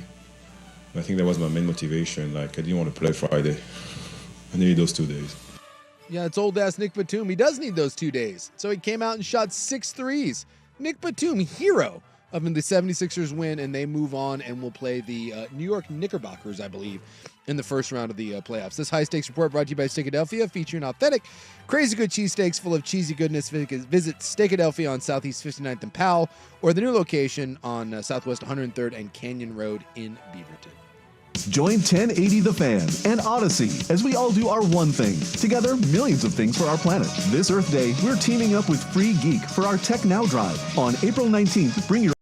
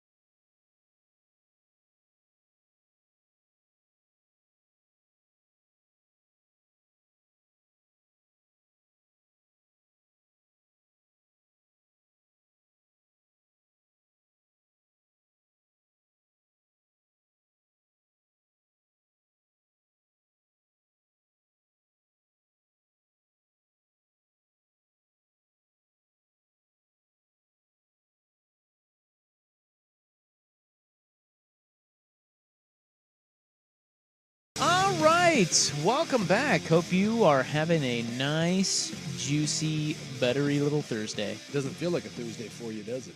No, it feels like Monday. By the way, I got to tell you, radio is hard, man. I'm worn out. You're exhausted. These 2 hours, it's like, whoa, pace. That's what happens when you go on vacation, man. I know. I forgot my password into the computers. Been a mess. Now 4 you're day- 4 going. days It's down in less than a Augusta. week, though. I mean, Yeah, it's, right? know. Yeah, believe me. I know. I hate myself.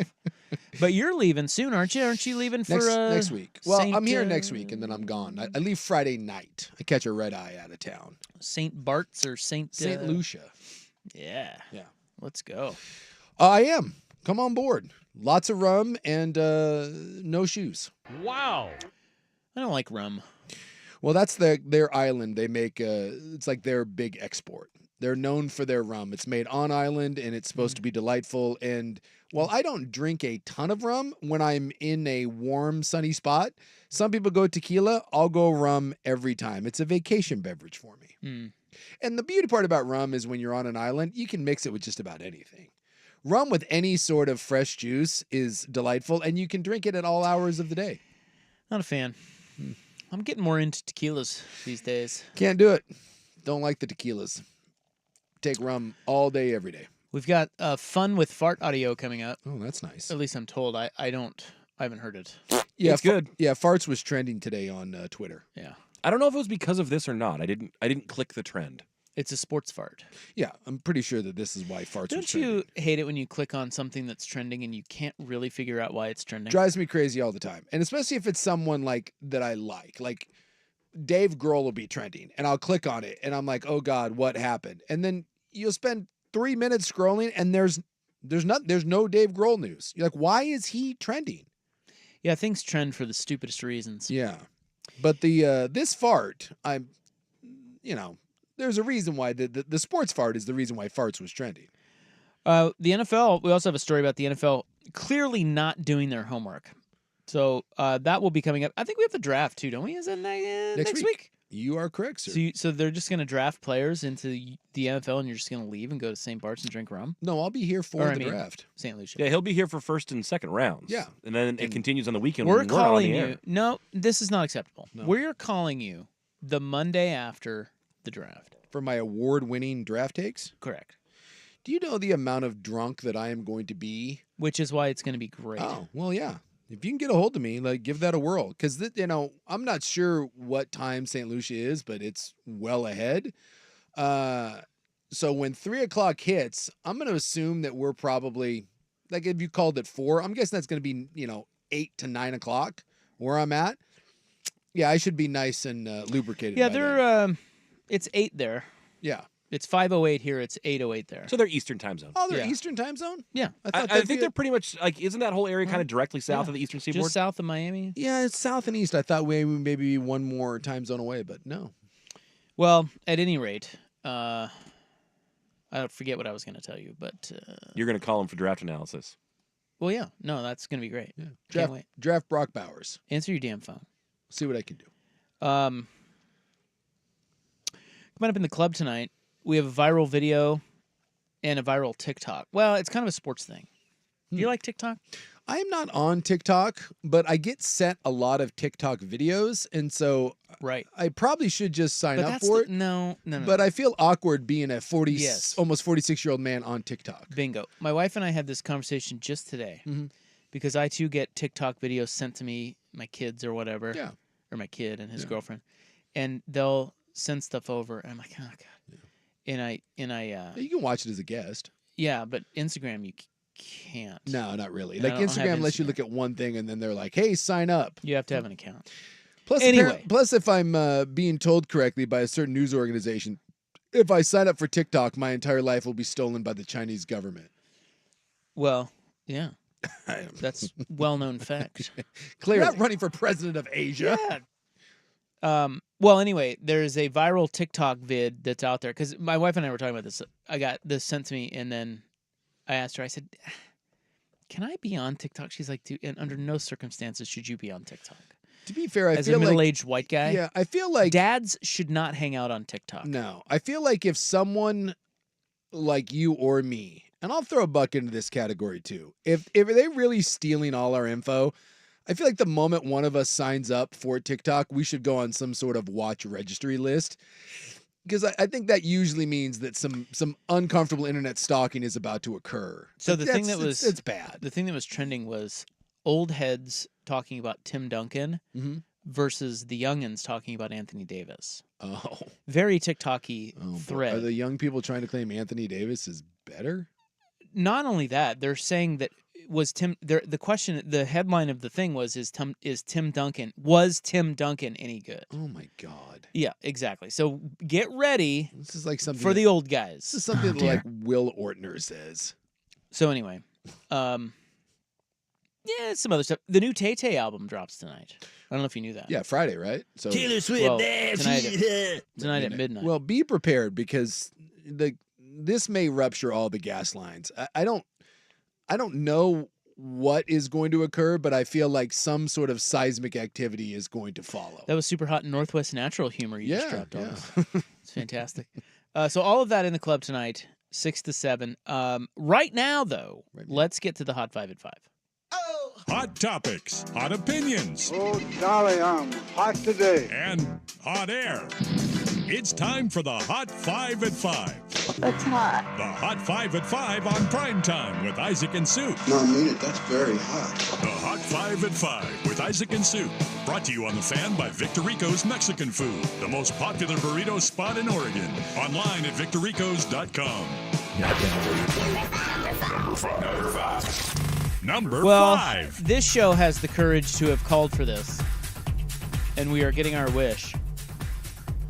The Oregon Ducks are redesigning the court at Matthew Knight Arena. Yeah, everyone's rejoicing. I didn't think I hated the tall firs as much as everyone else did, but that's a very unpopular court from everybody. Well, Duck, beaver alike. It wore out over time. It just was like, I think the idea wasn't horrible in theory, but the execution just never quite got there. And then it was there for a decade looking like that. Well, I mean, how could the execution get there when it's just it's a court? People have done the surround the court with graphics kind of a thing, and it looks better with different designs. This didn't work. Well, I'm just saying they couldn't change it over time. Once they rolled it out. No, I know. Yeah. So they posted a little screenshot today of just a plain court, and it said blank canvas. They sanded it all down. Also, they're saying that there will be different courts for hoops and volleyball. Yeah, no more sharing of the lines.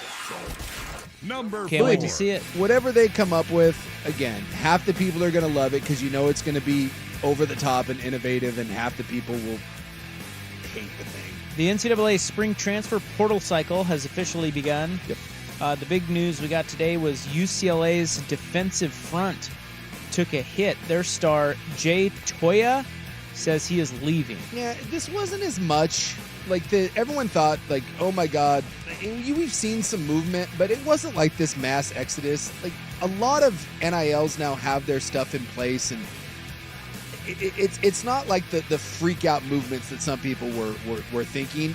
The ones that are getting hurt are the smaller schools.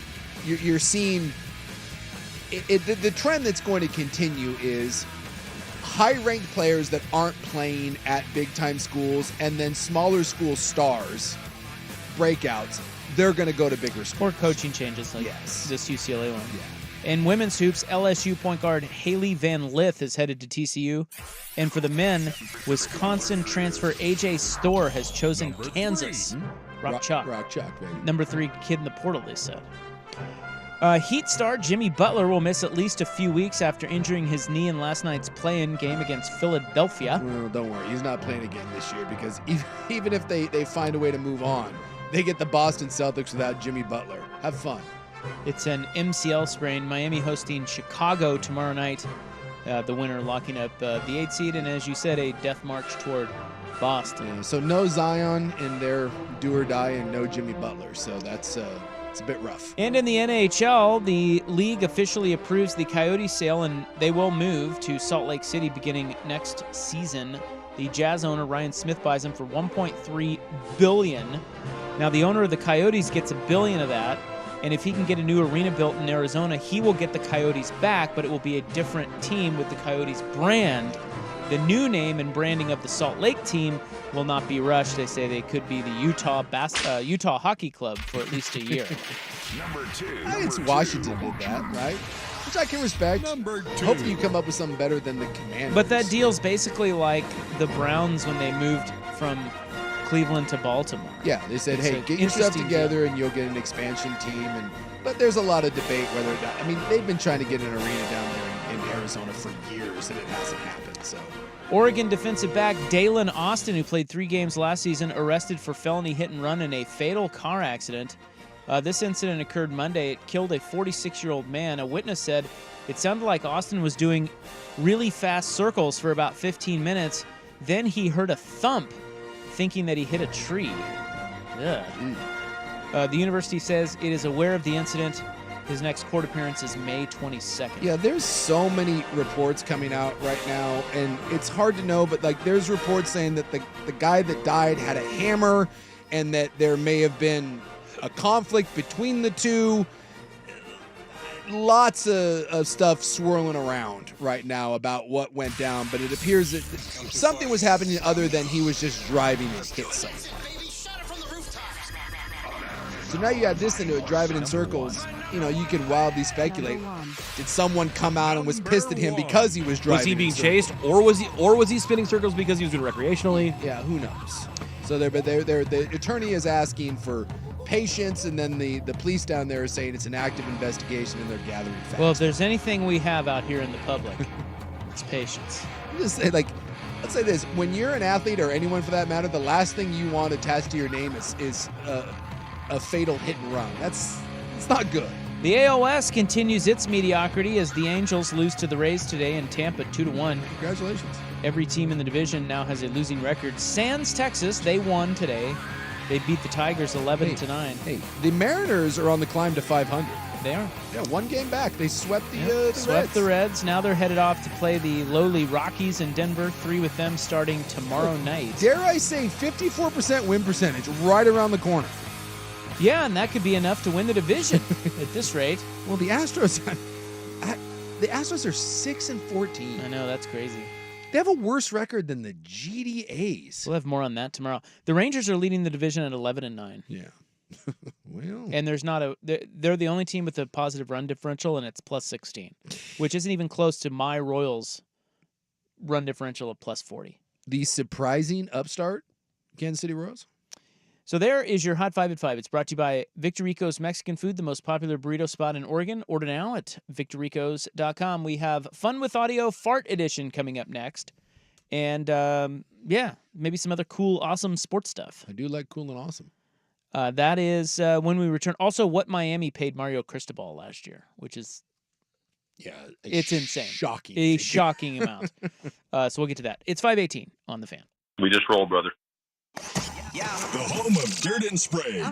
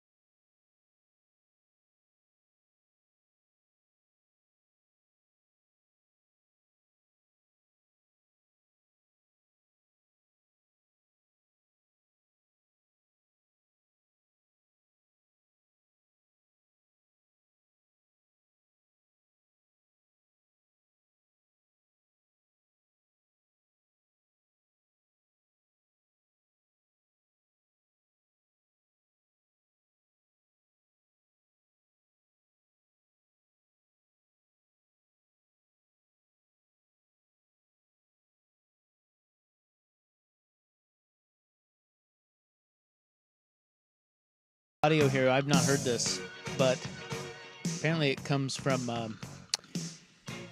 a NFL GM. You are correct, sir. Who was speaking today about the NFL draft that's coming next week. Apparently he's gassed up about it. I see what you did there. This is Jags GM Trent Baalke. And by the way, let me just state before we play this. Ryan Buckley, our producer, who's the one who brought this to my attention. You know, Baalke, he's a Niners fan. Used to be the Niners GM. Yes, he did. Well, that's what I'm saying. So Buckley's a Niners fan. Trent Baalke used to be the Niners GM. Perhaps Buckley planted this fart. Interesting. Oh, because I got an axe to grind with This Trent. is a digital fart. It's not even real. Right. Well, you will hear the doctored It's a version deep from me. fake. I mean, with AI and deep fakes, can we ever trust a fart again? I mean, look, if you get caught farting, just pull a Trump and be like, wrong, wasn't me, didn't do it. Yeah, you can call deep fake. No, they added that fart. Yeah. Wasn't me. Yeah, didn't do it. So so let's take a listen. He's talking about the draft. So this is the original version. About halfway through, about 4 seconds in, you hear him pause and apologize for his fart that is barely audible. Still got a couple of days going through. Coach and I haven't sat down and gone through the final board yet. It's fantastic. Oh my God. It's fantastic. Can we And hear now that we've again? amplified it a little bit. Here's what it sounds like. Still got a couple of days going through. Coach and I haven't sat down and gone through the final board yet. Sorry. That doesn't sound real. It's awesome. Can you play the first one again? Yeah. This is the real unedited fart. Still got a couple of days going through. Coach and I haven't sat down and gone through the final board yet. The way he excuses Dude. himself, it's very obvious. How He great- just rolls with phenomenal. it. How great is it that he just went, excuse Yeah. me? What are you going to do? Can I just say we need to normalize people that just Yes. brush off farts? Dude, Because it happens. you're so right. And he's like, what, hey, man, one slipped out. I felt a little gassy and bloated. He probably thought it was going to be silent. It wasn't. And he just dropped to excuse me and kept rolling. How is it any different than when we get a little burp that comes up? You don't feel ashamed at that. You're like, sorry, and you move on. If all farts were at higher decibels and could be heard by everyone, No, we'd be disgusted. wouldn't we? Yes. Think about it. Like I was just thinking about I was at the Masters, walking around at the Masters. All farts are audible. Yeah. Dude, it's just Even with the players. with all the pimento cheese going on. Are you kidding me? That would be one big fart factory. Yeah. It would just be nonstop. We'd be disgusted. Yes. Now I'm with you. I will let her rip pretty much anywhere. What are you supposed to do? I mean, I right? don't want to hotbox anyone. Yeah. But if you're outside, You do in here all the time. You hotbox me. well, so do you, Yeah. fella. So that's just Yeah, it kind of comes with the territory. that's the way it goes. Exactly. I mean, I'm not going outside to. No. And I'll tell you this too, like public farting can be fantastic. Airplanes, concerts, when it is really loud and you can fart as loud as you want and try to make it as loud as you want, knowing that no one can hear it, I take a certain satisfaction and just give a little chuckle. And sometimes like my family will be with me at a concert and they'll look over and they'll see me smiling and they're like, really? And I'm like, oh yeah. Oh yeah. Yeah. I'm like, dude, I've been blowing this thing up for like 30 minutes and no one's the wiser. Yeah, the airplane's a good one. Airplane takeoff. Oh, you got one? Just wait until that engine revs up. Let her rip. Yeah, I don't even think it has to be that. I was watching Oppenheimer on the way back. Yeah. From Atlanta. Yeah. And I was Yeah, you're getting out. I was pouring it on. No one knew a thing. The best part is occasionally this happens because at gyms, everyone's wearing headphones, right? Yeah. And so and most of the headphones now are noise canceling. And so I think people just assume because they can't hear, other people can't. So there'll be people on the treadmill and they will just blow one out. And I think they just assume that no one can hear. And you're like, oh, like, but everyone heard that. It's great. I respect it. Yeah, me too. I have no problem with it. No. I really don't. Yeah. It's a natural bodily function. Trent, Excuse me. excuse me. At least he excused himself. I'm like, hey, sorry. Yeah. Excuse me. Excuse me. Oh, Trent Baalke. Sounds a little bit like swine. Sounds like a pig. Excuse me. A little bit. Little suey. Little pig grunting down there. Yeah. Excuse me. Wow. Well, I respect him more now. Oh yeah. Look, and there's times where it's worse than others.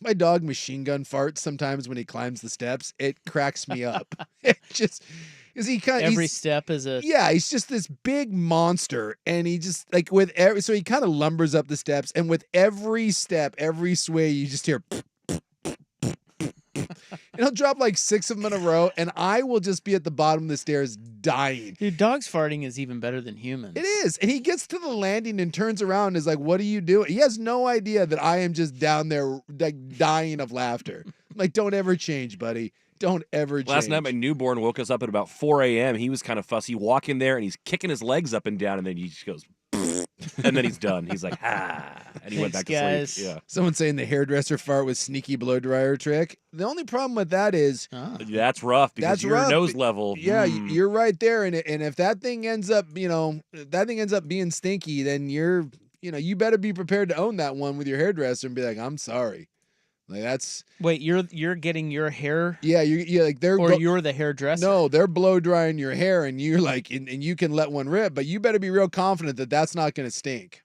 Otherwise, that's the only awkward moment is that if you blow something up, and then you just have to sit there and be like, look, I am sorry, that's not okay. Well, I think I never really own it unless I'm amongst. Yeah.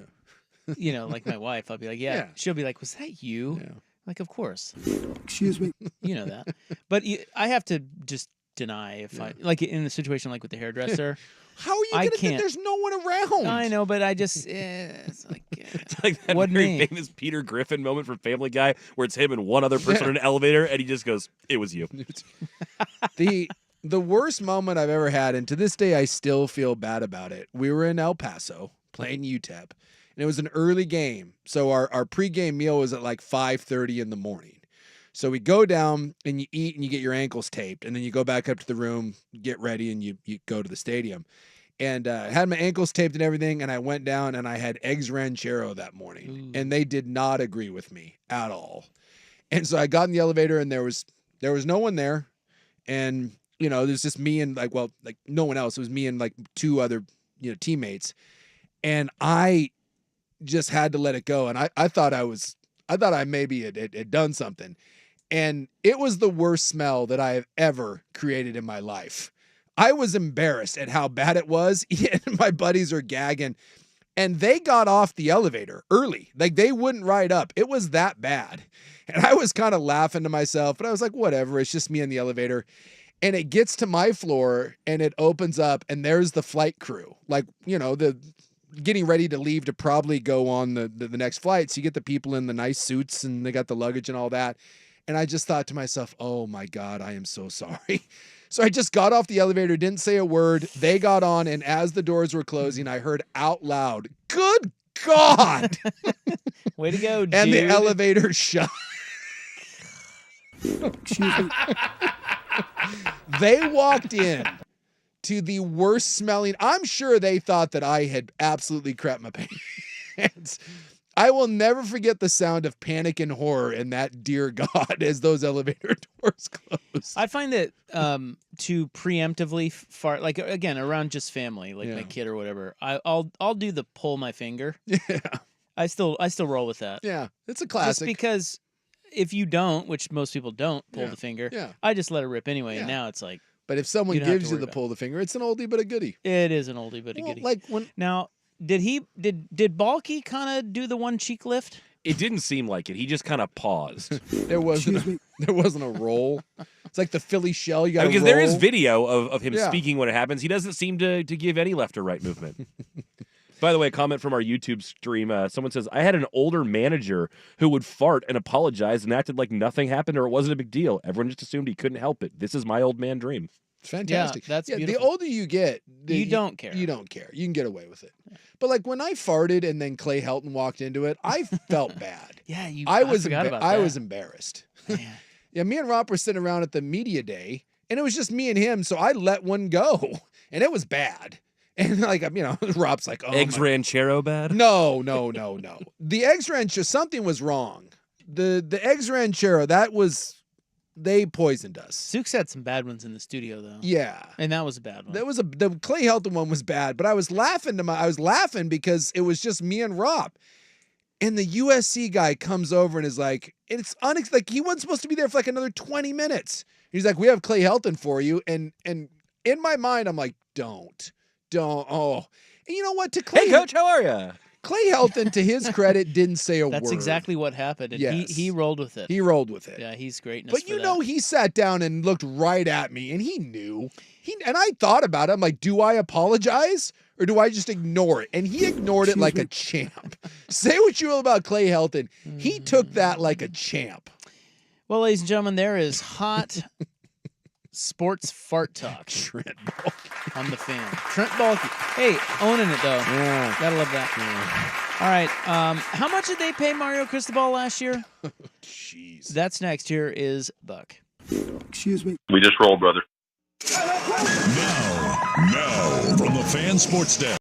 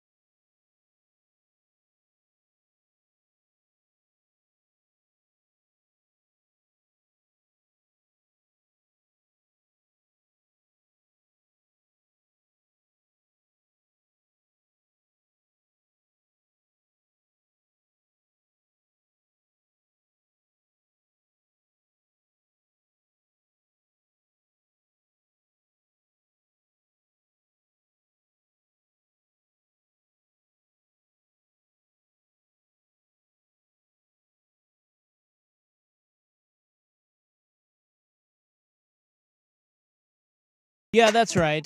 Primetime with Hisachi and Sook. The rebrand is going swimmingly. I want to mention, we mentioned this at the top of the show, but for those of you who have been waiting patiently for the fan merch locker, it is here. It's live. It is live. The fan merch locker is now open. Go to 1080thefan.com and look right at the top at the little tab that says Fan Merch Locker. In there, you can buy shirts. One that says, "My son is an idiot." With a picture of a father and son playing catch.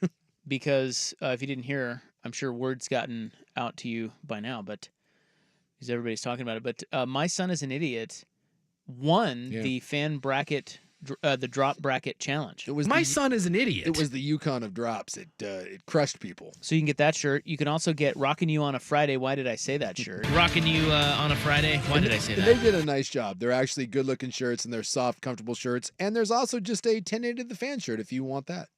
They're only $25. Shirts are also coming soon for Dirt and Sprague and Danny and Dusty, and even possibly Hisachi.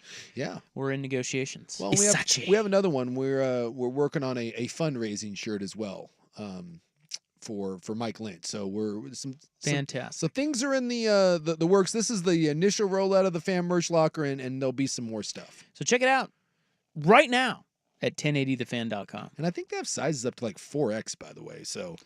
I got a couple people that were asking, like, "Hey, I'm a husky teen fella. Don't worry, we got you, man." Well, it's sports radio, man. Yeah, come on, we know. Yeah, we got some big ones here for you.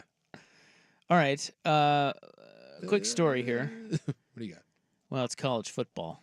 I saw this today and it blew my mind. Yeah, it's a lot. My little pea brain. It's a lot of milk. Yeah, it's I don't a lot of milk. Really understand this. There's a reason why. I can explain it. But the USA Today acquired some tax documents, and they were from the University of Miami. And in there, it showed that Miami paid Mario Cristobal in the year 2022. They paid him $22.7 million. We just rolled, brother. In total comp. Hey-oh. Oh, I know. Dude, what? 22 points. So his deal is 10 years and $8 million. Yeah. And the highest paid college football coach, at least, and again, it's a private university. Miami is. Yeah. They're saying that is the largest single year payment to an athletics employee at any private university on record. That anyone knows of. Right. Because those aren't public. But amongst the public schools, the top salaried guy was what? Saban? Or the guy who was making the most was Saban? Saban. And now it's we just did this the other day. Who's number one now? God, we were just doing this. I think it's Sark or Kirby. Because Sark just got his big bump. Norvell got his bump. I think it's one of those. Yeah, I forget. But anyway, so there's an explanation, and they were less than 15, right? You what? They were less than 15. They were like in the they're 12, like 13. in the 12 range. But $22 million. Well, so there's two weird things are going on from my understanding, doing some poking around at this, because the Miami athletic director did not want a real comment on it, but he said that there's two things. One, they do gross up pay, so they cover taxes for some people. So I guess at Miami, in some of these contracts, and it's not just for Cristobal, they do it for others too, is that when you make $7.7 million, it sounds like Miami covers the taxes so that you make $7.7 million. And on top of that, Mario Cristobal owed $9 million in a buyout to Oregon. Miami paid that. And by paying it, they gave it to Cristobal. And so they had to gross up pay the $9 million, which with taxes, that is the majority of what was there's about a $15 million gap there that people couldn't understand. It sounds like it's the $9 million buyout and then these gross up pays. So they gave him enough to cover with taxes the buyout to Oregon. So he will not make this every year, but it sounds like the gross up payments do happen. So he'll make more than the 7.7 that he's technically owed, but the buyout thing will be a one-time payment. That's intense. Well, it's good, by the way. That's smart negotiating on the part of his agent. It was like, yeah, we want 7.7, but we would like actually $7.7 million. The previous record for total compensation paid to an athletics employee at a private university was TCU's Gary Patterson. In 2021, the year he left, he made $17.2 million. Yikes. Yeah. Well, again, that buyouts, right? Yeah, I would imagine that's, hey, get out of here. Here's everything. Well, I'm asking, like, what is Jimbo had 70 million on his buyout, 70, 80 million bucks. Where does, like, what sort of lump sum payments does he get on that? Or are they breaking that out over 30 years? How does that all work? Yeah, I don't know. There was I feel like I read something about it being over a 5 or 10 year period or something like that. So but he's going to get, I mean, there's going to be some big chunks coming to that There dude. is nothing I want more in life than to just be sitting around doing nothing. get fired for millions of dollars. Yes, and getting checks for millions of dollars. Absurd. It is absurd. Well, and this is why I say to every one of those people in the university level that bitch and moan about costs and college football game changing and all that, F you. You know how much money is being paid? It's over $1 billion is going to coaches for doing nothing right now. So anytime I listen to one of these jackasses bitching and moaning about the state of college sports, I'm looking at you, Tom Izzo. I'm looking at you, Dabo. F off. You get paid so much money. And it doesn't matter whether you win or lose because they pay you $80 million to not do anything. I am so with you on that. Oh no, I got fired. Whatever am I going to do?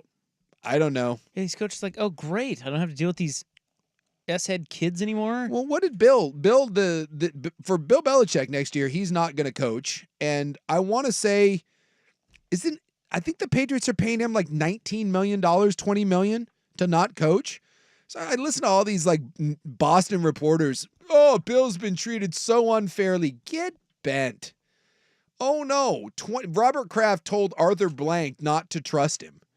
You know what else? Or what he's doing to Bill Belichick? He's writing him a check for $20 million to not do anything. And I'm supposed to feel like great sympathy towards that?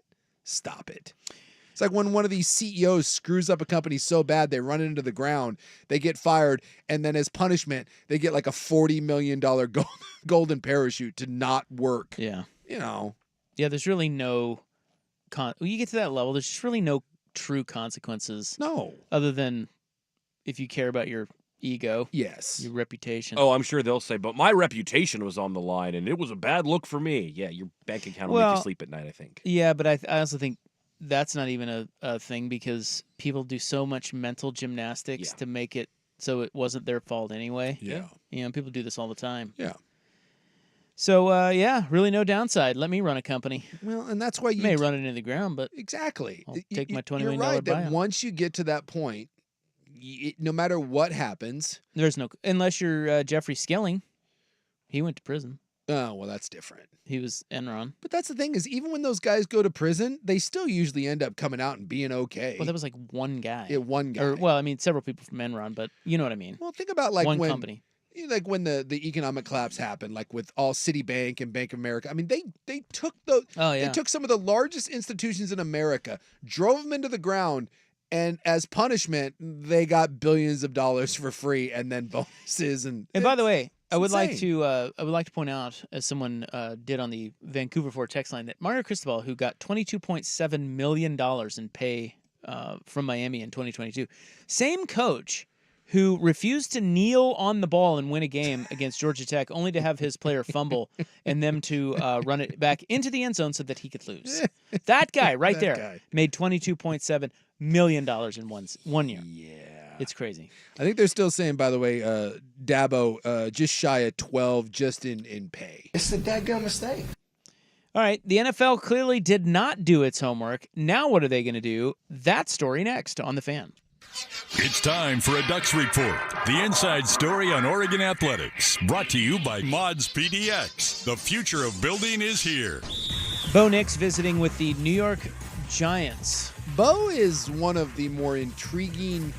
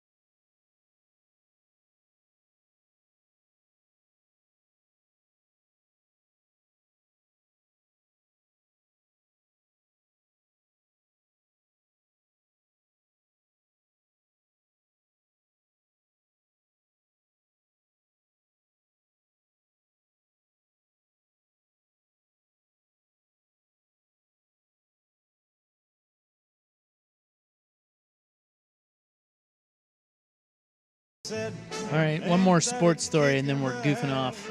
We're not already. Well, I really enjoy the show. Club is next, but this I saw. Have you ever? Have you ever seen a grown man naked, Rob? You ever been in a Turkish prison? So underappreciated. Yeah, and it holds up. It really does. You know what I watched the other day? That Airplane? No, but along the same lines, that I watched it and it holds up, but it's, well, actually it does. I don't know if it holds up or not. That's not the right terminology. Are you okay? Well, it's just I couldn't watch it. It was so shocking. How bad it was? No, Blazing Saddles. Oh yeah, yeah. You could, dude. You can't make. The movie is funny, but it is uncomfortable. Yeah. It was a different time. Yes. Yeah, exactly. It's that is certainly. So again, I don't know if that means that it doesn't hold up. I guess that's probably what that means. I think it absolutely does not hold up. Right. Well, it's still funny. It's cringe. Not in an acceptable way. Yeah. Some people say like Tropic Thunder is a little bit like that. I mean, Downey was in blackface. Blackface. Well, yeah. He got nominated for an Academy Award for being in blackface. He was in blackface, and Thank you had Bye. and you had Simple Jack. I mean, yeah. Yikes. I mean, I love it. It's just.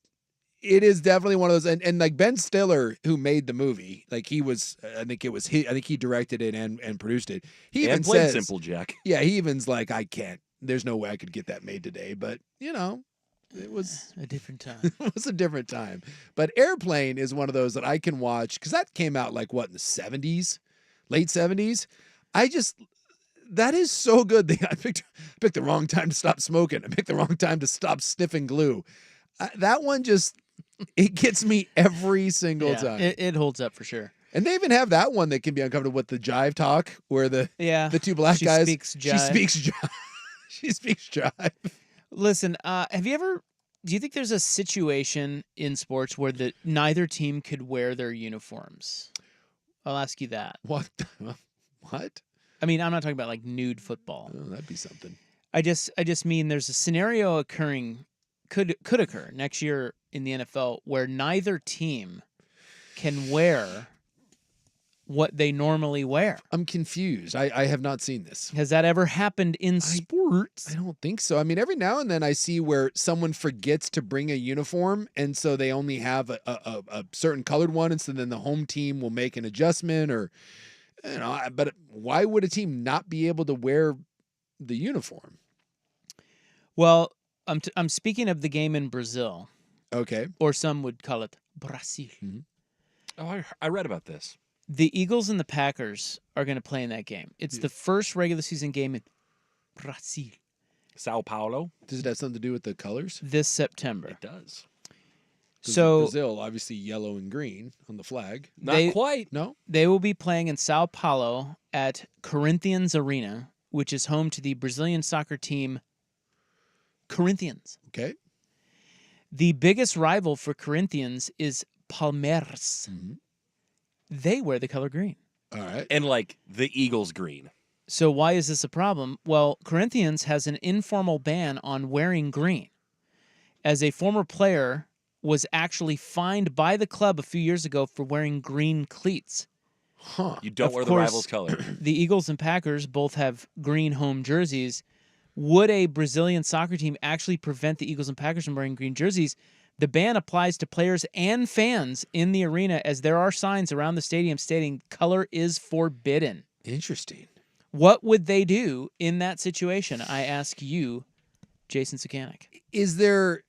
Now, check me if I'm wrong, but doesn't Philadelphia have a throwback uniform that's not green? Yeah, and I think that they have an alternate, like a black uniform that they could wear, potentially. But surely, their helmets are all green. That's true. The NFL has said this year that you can now have up to 3 helmets. So you're saying they make a new helmet just for this game? Well, they could have a black helmet. If they do the all black, they could do a black helmet. But I don't really know how you sidestep it with 2 green teams. Is it the specific Eagles green? Because I thought that was the Palmeiras color, was the kind of almost bluish green. Yeah, they're saying the Eagles have a black used to have a black alternate helmet, but it was retired. They do have black alternate jerseys, the Eagles. Yeah, they have. And then the Packers could wear white. I looked it up. The Eagles do have a jersey that is yellow and like baby blue from way back when that I suppose you could do. I don't know what the Packers.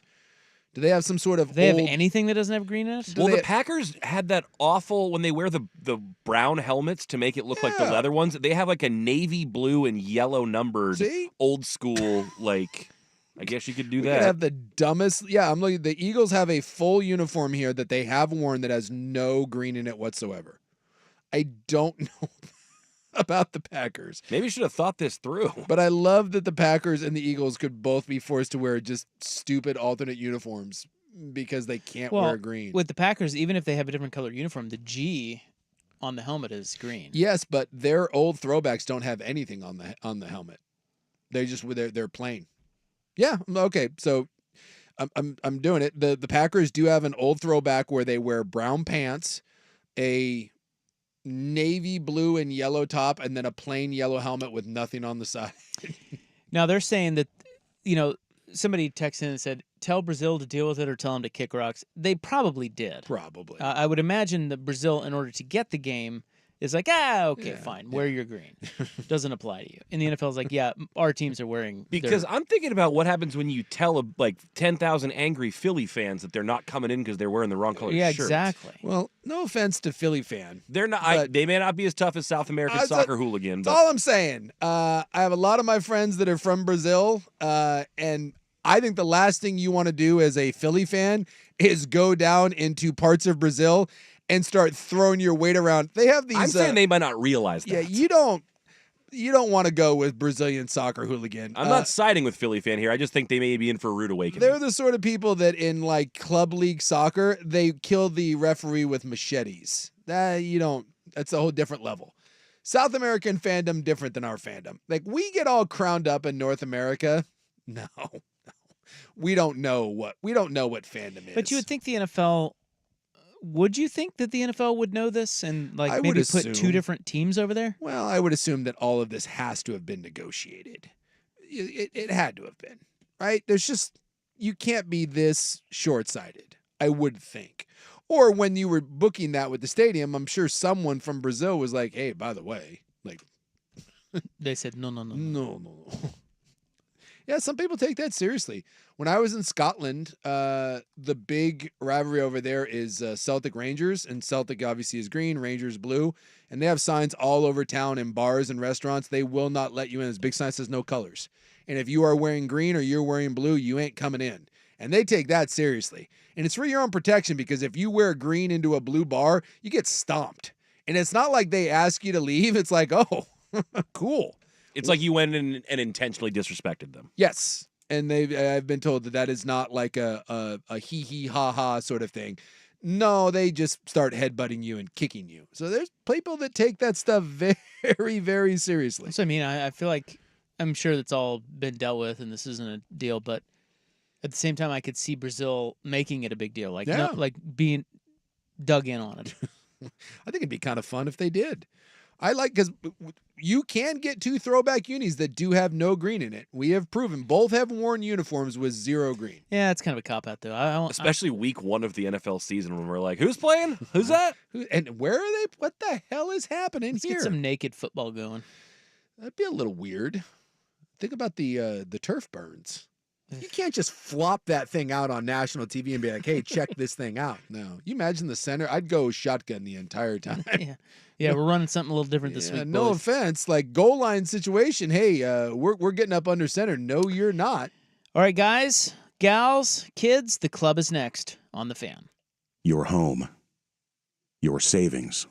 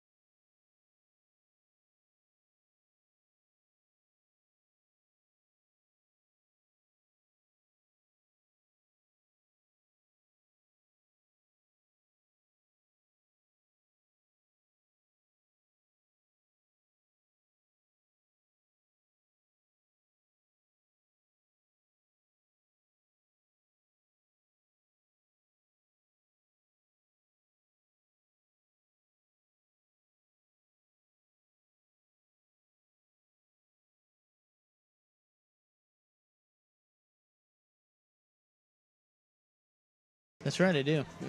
I'm proud of that, too. Yeah. Well, I remember this year, no one came to my house, not a single person. I'm a Halloween protester. I'm sure there are those. Well, it's like the new one is the fentanyl, right? That's like the drug dealers are giving out fentanyl in their Halloween candy. So you gotta be very careful about that. Everybody thinks I'm crazy. I think there's drugs being dealt in from a house in our neighborhood. Yeah. And they all think I'm crazy.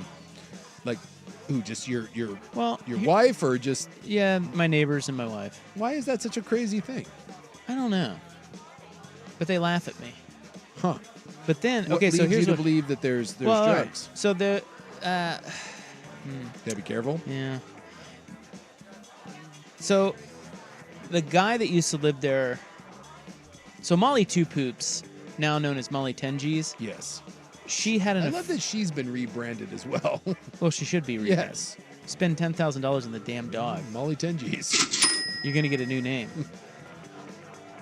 She had a love affair with the dog in this house. Oh. So we got to know the owner. Mm-hmm. And was there actual humping, or was it just? No, they just. Yeah, they just Molly liked doesn't like a lot of other dogs, but this one she loved. Well, she's a randy little bitch. She is. And Resourceful little bitch. We got to know I didn't know the guy very well. He was kind of standoffish, but the girl was really nice. And they ended up breaking up or getting divorced or whatever, and she left. The dog is sometimes at the house, sometimes not. But then the guy got a roommate. Okay. And once he got a roommate, why I think they're dealing drugs is... I love, by the way, that this is going to be such a stretch on your part. Two grown men with a roommate, and you're like, drugs! No, it's not. Well, they are laughing at me, but... there's always people. The new guy walks in and out of there a lot, and he's always walking up and down the street and meeting with. There's a lot of people that show up. A lot of coming and going at odd times. A lot of coming I've got and one going. of those too. We call it the meth house. Yeah. See. Is it possible that No. you have two single guys that No, and then there's have an active also social life? There's also a lot of really creepy cars. Yeah. That come and go and park outside. Really beat up, broken windows. They park a couple doors down and then they walk over. Come on, Buck knows what's up. I have the same situation brewing in my I neighborhood. love that you both have now convinced yourself that there's some sort of illicit drug house in your neighborhood. Well, so this is just last night. We're sitting around having a glass of wine. My wife and I were out back, and the neighbors are over, and we're talking, and they start laughing at me again about it. And I'm like, well, you know, be naive. I don't know what to tell you. So I walk Molly Tenji's around there today, literally today. Yeah. The hours after they laughed at me. And all of a sudden, that house has a bunch of nice bark dust, and the guy's out there smoking a cigarette. He's always out there smoking heaters. Okay. And he for the first time ever, he says something to me. He's like, he just waves or whatever. I'm like, hey, looking pretty nice. Yeah. And he's like, yeah, it took me a long time or something like this. I don't know. And I love that apparently now he's an old prospector. Is from the side. He's like, it's fine. It's a mark test. Well, there's no bias in this story at all. Well, I don't know. All right. Big guy. He's probably in his 30s. He's got some bark, and apparently he's got a roommate. But now he likes to. No, this is the roommate guy. This is not the. I haven't seen the main guy. He's in a long probably time. dead. Exactly. He's probably buried out in under the new bark dust. Well, so anyway, they dressed up the house, and now I kind of feel bad because I saw it today. I'm like, maybe it's not a drug house. Because what drug house tries to dress? So you're saying that you can't have a nice drug house? Yeah. Wouldn't you like if someone was? So now you're saying? Well, if someone was onto you and that you like, drug dealers aren't allowed to have nice things. You're making all that drug money. They don't know anybody's onto them. Although I'm sure there are other people in the neighborhood that have the same idea that I do. Suspicious. They're witnessing the same things I am. We talk. I'm out there with my binoculars. You are that neighbor. You're just out there making sweeping judgments. That's love right. it. That's right. Drug house. If you really think it's a drug house, you just need to ask if the guy knows where you can acquire things. Just be vague about it and see what he says. Be like, hey man, I don't know. Yeah, but he knows I live in the neighborhood. Well, so he's not willing to sell to you? No, he's got to keep it He's got to keep those two things separate. Oh, I wouldn't think so. I think that He's got to be a part of the neighborhood association, but then also deal drugs out at the bus stop. I would think that the drug guy would be happy to have a client so close to his house. Why are we talking about this? I don't know. How did we get on your neighbor that may or may not be dealing drugs? You were suspicious about something? I don't remember. Anyway, Tay-Tay's new album drops tonight. Oh, yeah. And it's like called the Tortured Poet something or other. Yes, it's called the Tortured Poets Department. Oh my God. Let me just say right now. Because that she's tortured. Emo girls everywhere. The idea that it's the Tortured Poets Society or whatever. Department. Taylor Swift. There are so many emo girls off that title alone that are going to be so hot and bothered over this. It's unbelievable. Yeah. She's the hottest thing going. Yes. So this is the album that she mentioned out of the blue at the Grammy? Something like that. She was at the Grammy. She got up there. She's like, I just want to announce I'm dropping a new album. Yeah. So this is like her 11th album. And it comes out tonight at midnight. It's a lot. She has 11 albums already? Yeah, she got a lot of music. It is a lot of music out there. Well, how many is she like repurposed? For, like, I feel like there's the whole Taylor's version. So like, does that count as a new album if it's the same songs? I don't but think new? that counts as a new album. Does it not? I don't actually know the answer because like to that. Scooter Braun and a bunch of douches owned her music, and she was upset about it. And I think it was like Kelly Clarkson or someone. Some celebrity said just record all the songs again and tell every one of your fans not to buy the other stuff. And she was like, that's a great idea. So she went back and re-recorded everything that her old record label. Hence Taylor's version? Hence Taylor's version. Okay. Yeah, it was really, really smart. Yeah, now she owns the masters to them all. Anyway, the lead single on this album is called Fortnite, and it features... Kelsey. I don't know. Oh. No.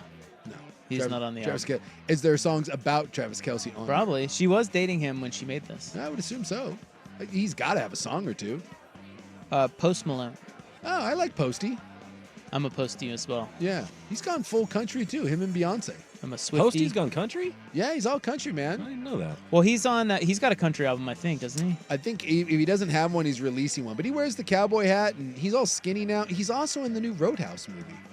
Yeah, that's right. Yeah, he's shirtless in it. There's a song on Beyonce's new country album called Country Carter, right? That's the album? That's the new album, yeah. There's a song on there. I think the best song on there is a song called Blue Jeans. And Also it features Post Malone. Post Malone. So I'm That kind of guy's excited everywhere. about this. Are So you the gonna- Swiftie, if you're a Swiftie and a Postie, your dream comes true tonight. I have nothing against Taylor Swift. I enjoy a Taylor Swift song or two, but I will not be downloading the new Taylor Swift album. Although I'll listen to it. Yeah, I'll give I it a don't know about spin, but downloading. I don't, you know. What's the difference? Listening or downloading? Yeah. What's the difference? I think downloading is that you have it on your phone so that even when you don't have service, you still have it. Yeah. Like, I'll give I it. never do that. Yeah. Do you do that? Sometimes. Because if you're going on an airplane or whatever, you know, you don't have Wi-Fi, I'll download. I have some things that are downloaded. Here's somebody says, don't give up on your suspicion, Rob. It is well known that fresh bark dust throws off the drug-sniffing dogs. Really? That's right. Interesting. Controversy, but I think I'm going away from bark dust, and I think I'm going to do all rock in my yard. So Large rocks, gravel. What are we talking about here? Like in this- your yard? Well, in the backyard. What are you, 80? Yeah, I'm thinking. My God, that's an old person move. Let me just say that the bark dust, it's very expensive, and my dog just kicks the hell out of it, and we have so much debris from the big trees that fall on it that the bark dust stops looking good after like a month, and then you can't really blow anything off the bark dust because it just blows the bark dust away. I only have amateur blowing needs. Yes. So I'm thinking about doing like a small pea where there's bark dust in the backyard. I'm thinking about doing just all like pea gravel. Oh. Yeah. I think I'm about to go bark dust free in the backyard. Now, I will tell you, I have gravel, little fine gravel. Yep. In a couple of areas, and it is wonderful for, just like blowing debris off of it. Yes. And then you can even rake it. It actually looks. Yeah. It looks pretty nice. Bark dust, while I love it, it doesn't last, and it's just expensive. I got some a quote for laying bark dust in the yard, because my house isn't very big, but it's on a decent lot. The lot's worth more than the house is. It's just, when did bark dust become beef jerky? What's the quote? Let me hear it. Because I know what it costs at my house. It's a lot. How much? To clean the debris, because like you gotta to rake up some of the old stuff and smooth it out, and then put down new bark in the front and back. They wanted like over 3 G's. Ooh. Yeah. I was Dude. like, whoa.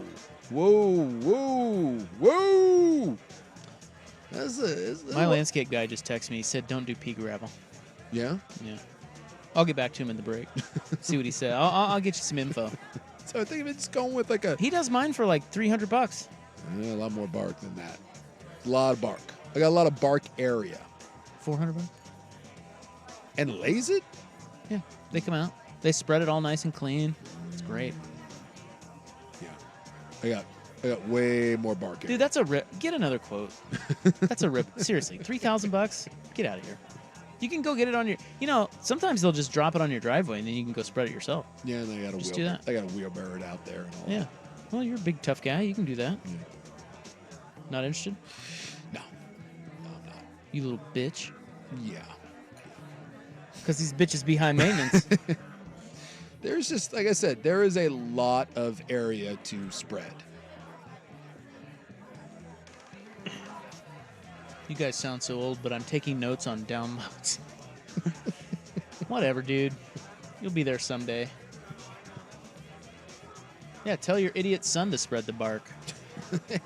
Hey, get your ass out there. You're getting a free T-shirt. Yeah, a free T-shirt. Let's go spread some bark. Now, here's a guy who's already offering you a pretty good deal from Portland Sand and Gravel. He's got you. Bark dust is expensive. Yeah, I don't think $3,000. And I don't like that you have to keep redoing the bark dust. I'm looking for a more permanent solution. Well, I will say there are some areas where we have rocks, and it's actually kind of hard to keep debris, like leaves and stuff. Like they just get caught in there. So you really have to kind of hand pick it. That can be a problem. It just depends on how big the rocks are. Yeah. So beware of that. Well, I already have a lot of rock. As I'm a landscape expert. And now I'm thinking about doing more rock. All right. I don't think my dog is going to be happy about it. But you and Maud across the street going to bond. Yep. Over your rock yards. Yeah, Hey, man. Boy, I said nothing says olds live here like rock yards. Bark, the maintenance on the bark is just, it's too much. It's too much, man. And they kind of like every year, it's like, hey, you got to have more bark. I need a more permanent bark solution. All right. Well, anyway, got viral video news coming up next. We'll get to that when we return. It is 6:20 on The Fan. The Fan is live on YouTube, Twitch, and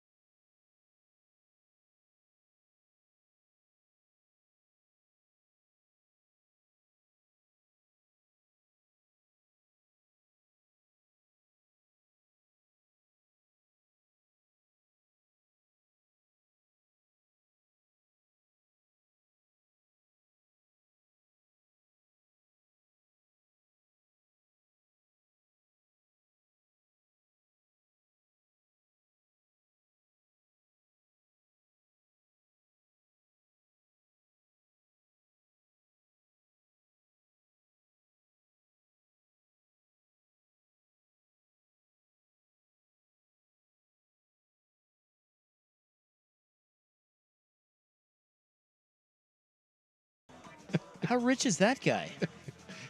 And he paid it? Head coach? God. He had a big landscaping bill. What? It's a nice piece of property. It's $12,000. So apparently he told me I'm not allowed. I should just shush. Yeah, Dude, mine's like $300. Landscaping at big places it can be really, really expensive. No.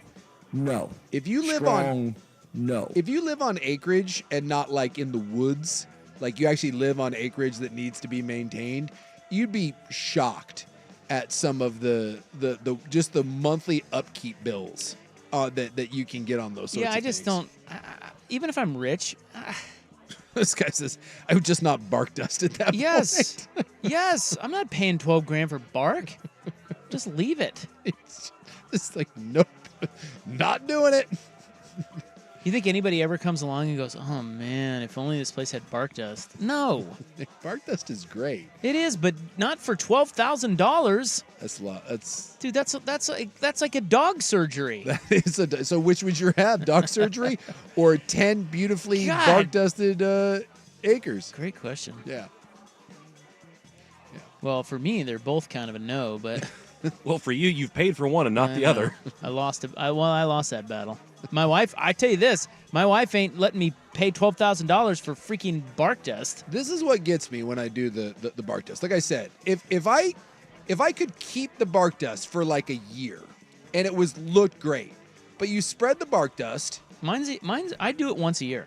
So exactly, right? So you do it once a year, and I don't know about you, but like the big evergreen trees in my yard, I have these two big like 100-foot evergreen trees, and they drop pine cones, pine needles, and the little sticks, and before you know it, it's covered. Like my bark dust doesn't even look good anymore.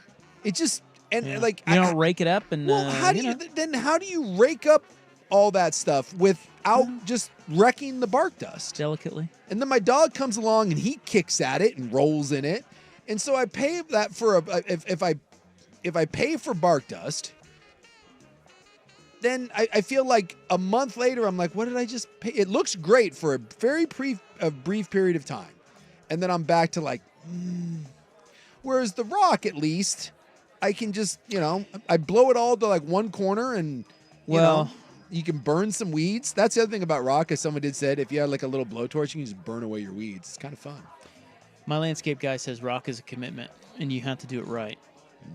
And you have to lay fabric and it's going to be expensive. Yeah. But it's a one-time cost. Now, if you rock, do you also rock chalk? Well, that goes without saying. Okay. And he said pea gravel's too small. It gets kicked around and it's very messy. What about like the little, I've seen like on golf courses where they have little smooth rock that on walking paths. It's not really pea gravel, but it's, it seems very walkable. Well, that's what I was talking about when I was talking about stuff at my house. Maybe he's still listening. He can tell me what that is. Yeah. Because I don't know what it's called. But I need something that, because I can't because I have a bunch of river rock elsewhere in the yard. But I need something that my dog can run around in and not, he needs something to frolic in. And we have a patch of grass, but I don't want him to have just an entire yard of rock. Now, how many yards of bark do you need? Dude, I think it's like 14 yards. Yeah, that's a lot. It's a lot. Yeah. It's a lot of bark. Well, maybe you can cut down the trees. And leave a hole in the sky. Boy, what would it cost to cut down, actually it'd be three, cut down 300. Unwelcome sight in the neighborhood. A developer is being greedy. There's a hole in the sky where a tree once stood. What'd you say? How much what? How much would it cost to cut down 3 giant ass evergreen trees? Are you even allowed to? Certain places you need permits and you things. need permits, I'm guessing, yeah. But people do it, but you need to. They don't like it when you chop down big Oregon trees. Yes. Well, this would be Washington trees, but or big Washington trees. I'm guessing that they would just poop their knickers. It'd be a lot. At these, whatever, 60, 70, I don't know how. I mean, just, You're stuck. Yeah. I have black quarter minus, is what my guy says. Black quarter minus? Yeah. That's what you got? Yeah, and it's great. Right. It looks sharp, stays clean, easy to keep clean. All right. You Black, weed it a little please, bit. thank you. And it's wonderful. And it's not that expensive. Yeah. Someone's saying at least 10 G's a piece to cut down those trees. Whoa. So $30K to cut down the trees. You know what? I'll Maybe deal your with buddy who pays $12,000 for bark can pay for it. the pine cones are it drives me crazy. There are so many pine cones that fall in my yard. I mean, you can't even count them. So I just blow them all to one side of against the fence, like one side over by the murder shed. You know what you need? So if someone needs like a quarter ton of pine cones, I got you. If you're not willing to do the work, you need a landscape company. Just let them come do the monthly. Seriously. Yeah, they'll come over and they'll make it look all pretty. Yeah. You'll feel great about it. It'll protect your investment into $3,000 of bark, and you'll be good. Just pay it. Except the bark is still going to last all of a month. Yeah, see, I don't think so. I think those guys, I think you'd be surprised.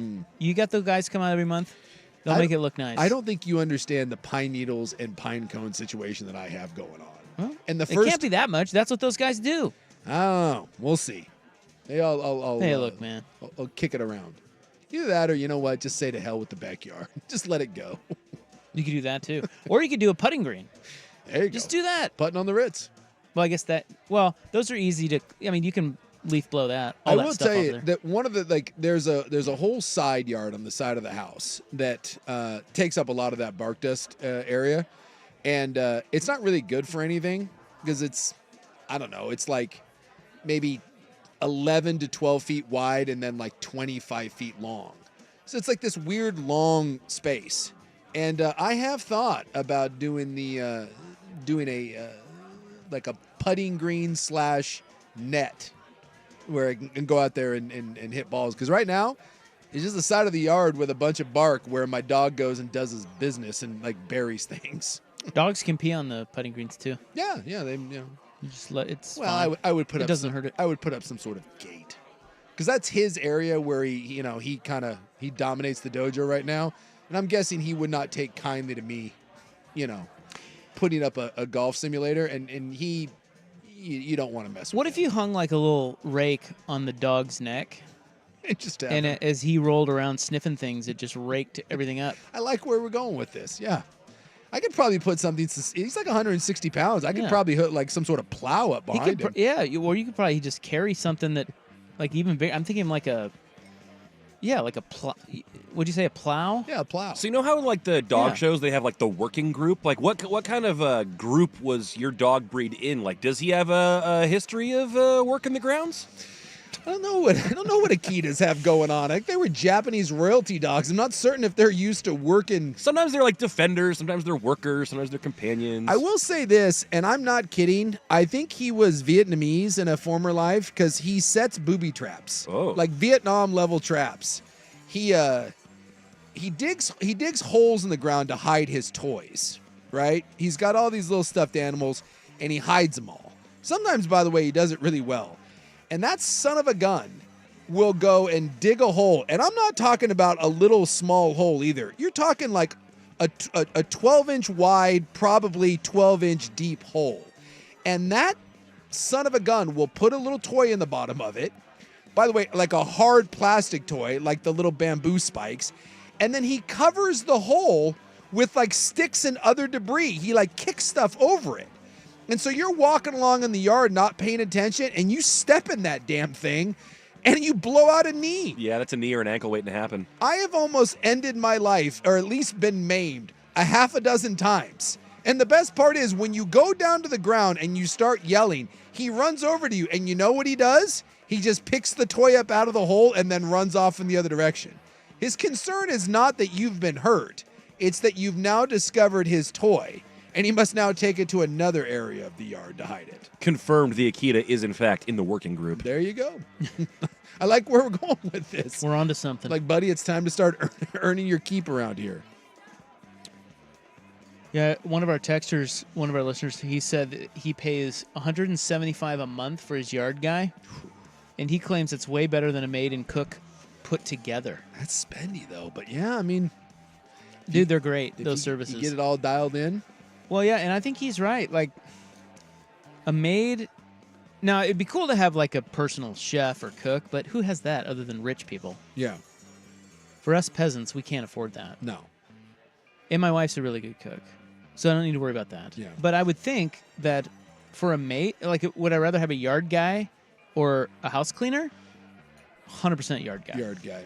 Because I will say, like, the areas of my yard, like, I had a nice, the Vulcan guys, we put in a great patio, and I've got a good fire pit going, and so that part's great. But the actual, like, upkeep on the yard is a mother bear. It really is, and it's hard to keep clean, and it's hard to keep it, weed and all that. And maybe they're onto something. Maybe that is a good expenditure. Although I will say that I don't know how that would go over because the BTJ kind of takes care of everything inside, and then I'm supposed to take care of everything outside. I wonder how that would go over if I just outsource that. Be like, hey, I got the outside. I'm just gonna go. Yeah, I'm just gonna pay $160 a month to some guys, and then she's like, yeah, well, I'm gonna pay $300 a month for a maid. What if I told her, honey, we're not going out this weekend? Yeah, that money has been reallocated. Honey, go ahead and turn that lamp off. I've had to make some budgetary decisions, and we'll be staying in the backyard to barbecue in the new pristine backyard. I don't have a big enough yard to warrant that, but I have had in the past, and it's wonderful. And they make it look all nice, and you love it when they show up. Yeah. And you don't have to worry about it. And they edge. Like your yard and stuff, they edge for you. Yeah. Just looks all... Well, when you buy They know all the tricks. When you buy an older house on a big piece of... It's not property, but it's, on a big lot. Way bigger than most, the new houses. And you're like, oh, look at all these trees. What they don't tell you is you're in for it. Like, just be prepared. It's way more than you think. We got to reset the BTJ thing real quick. Yeah. When you call your lady BTJ, it's big time. The people want to know what that means. It's big time Japanese. We keep getting asked about that. Yeah, we keep getting it. And the Isachi, we got every once in a while. You just got to bring people along. Got to reset these bits. Isachi. It's the best thing that's happened in my relationship. It's that my mother, who is like a 73-year-old Swedish lady that doesn't know better, she's very proud of the fact that her grandkids are Korean and that she calls my special lady friend her daughter-in-law. She's very happy to tell anyone that's of Asian descent that her grandkids and her daughter-in-law are indeed Asian. So when she was at the hospital, the doctor came in, and his name was Dr. Yoshida. My mom called him Dr. Yoda because, well, to her, same thing. And when she asked what kind of Asian it was, and he said Japanese. She said, oh, my daughter-in-law is not just Japanese, she's big-time Japanese. So that's why we call her BTJ. And the moment I heard that, I was like, holy hell. I'm like, BTJ, big-time Japanese. Now, here's a good point from a listener who says, you got to take into account the age of your kids. I'd much rather do yard work and pay for house cleaning. See what I mean? Like, because if you got younger kids, they're in the house. Yeah. You want to be out there doing yard work. Oh, God. You want to be away from those little S-heads. Well, I'm not going to lie. I know this is a very unmanly thing. I don't mind doing yard work. Like, I don't mind cutting the grass and whatnot, but, dude, the minutia of it and taking care of a big yard sucks. Yeah, just making it look, if it's big, it's tough. Yes. It's a lot of work. If I didn't have the trees, I think it'd be fine, but it's just, it overwhelms me. Hey, I have big tree news coming up next. Someone said black guy incoming. No, by the way, Black guy? Well, there's a black guy coming? Black eye.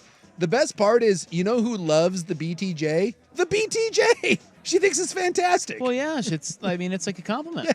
Big time. She's big time. When I told her the story of being called big time Japanese, she thought it was adorable. So no, believe it or not, the one thing that she actually approves of that I won't get hit for is calling her BTJ. So I have big tree news. This is very shocking viral video that has been making the rounds. Okay, and it involves a tree. You seen this yet? No. You know what I'm talking about yet? Is it one of my trees? You down? Well, they do often say that when you want to take down a tree, just wait. Mother Nature will do it for you. Yeah, I've had 2 of them come down in the 8 years that I've lived there. Well, it's like the old. I was reading. Yeah.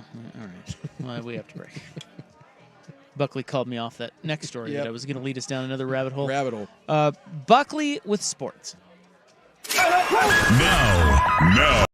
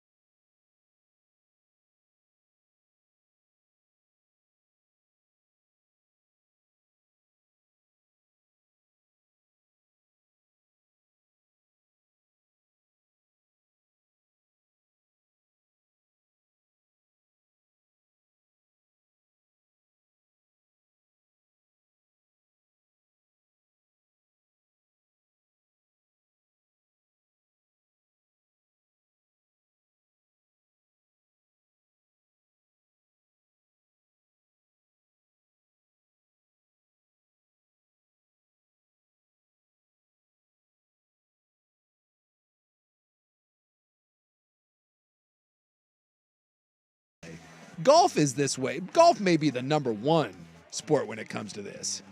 I need new golf shoes, and I need new clubs, and I got to get the new driver, and then I got to wear these pants. It's definitely expensive. Yes, but you do need separate golf shoes because you want grip. Yeah.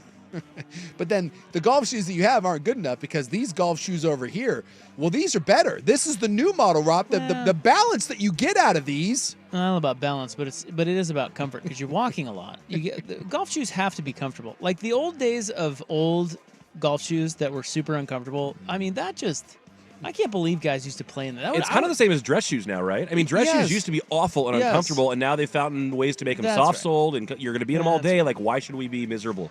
But anyway, what I want to tell you, what Dwayne's text, the best part of Dwayne's text is he says that when Puka Nacua was on the Pat McAfee show, he confirmed that not only is soaking a thing at BYU. It can't be real. It just can't be. He said they earthquake. Yeah, that's where. Now, do you know earthquaking? Well, we've talked about it. We have? I think we have, or at least someone texted when we were talking about it. I think there might be soaking going on. I was not even aware that soaking was a thing at BYU. So Suk went to BYU, and he claims that soaking is not a thing. I mean, come on, dude. I had never heard of it. So soaking is when, Mormons are forbidden from having sex. So premarital, yeah. Premarital sex, right? Yeah. So the dude will lay on top of the girl, and he'll just sit there. He'll insert and soak, not move. You know what I'm saying? Yeah. Okay, so earthquaking, and I looked it up. An unmarried Mormon couple go to the top bunk on a set of bunk beds. Mm-hmm. The Mormon dude but he starts holds still because you can't thrust. Yeah. And then a third person gets on the bottom bunk and kicks the top bunk so the couple can experience the movement. This just can't be the mental gymnastics to not do the real gymnastics is so silly. It can't be a thing. I think that's a thing. I can't. And quite frankly, very innovative. Yes, it is impressive and innovative, but it can't be a thing. There's just no way. Puka Nacua said it was. Is he doing bits? He's doing bits. He's doing bits. It's Pat McAfee. He's doing bits. So is McAfee obsessed with soaking or something? He brings it up to every Mormon guest he has on? You're obsessed with it. You've brought it up on this program no less than 100 times. Well, I just think they should be called the Utah Soakers.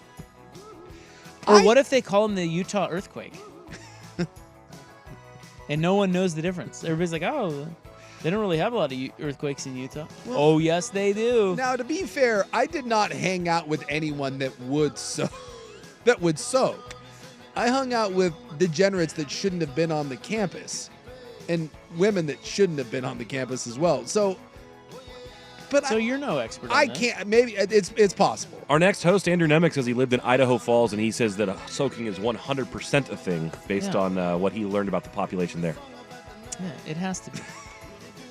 I'm not mad at it. I mean, the church may be mad at it. Look, sure they are. I have seen plenty of mental gymnastics during my time at BYU about what people are willing and not willing to do. That is true. But me personally, they're merely humans. I was not aware of soaking in my 5 years in the magical place that is Provo, Utah. Well, coming up next, a detailed report on soaking and earthquaking from Andrew Nemec. Yes. And whoever he has on his show tonight. We are back tomorrow, 3 to 7 on The Fan. Good night.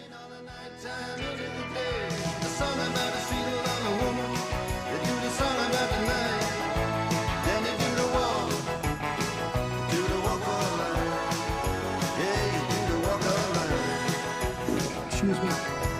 Friendships of space.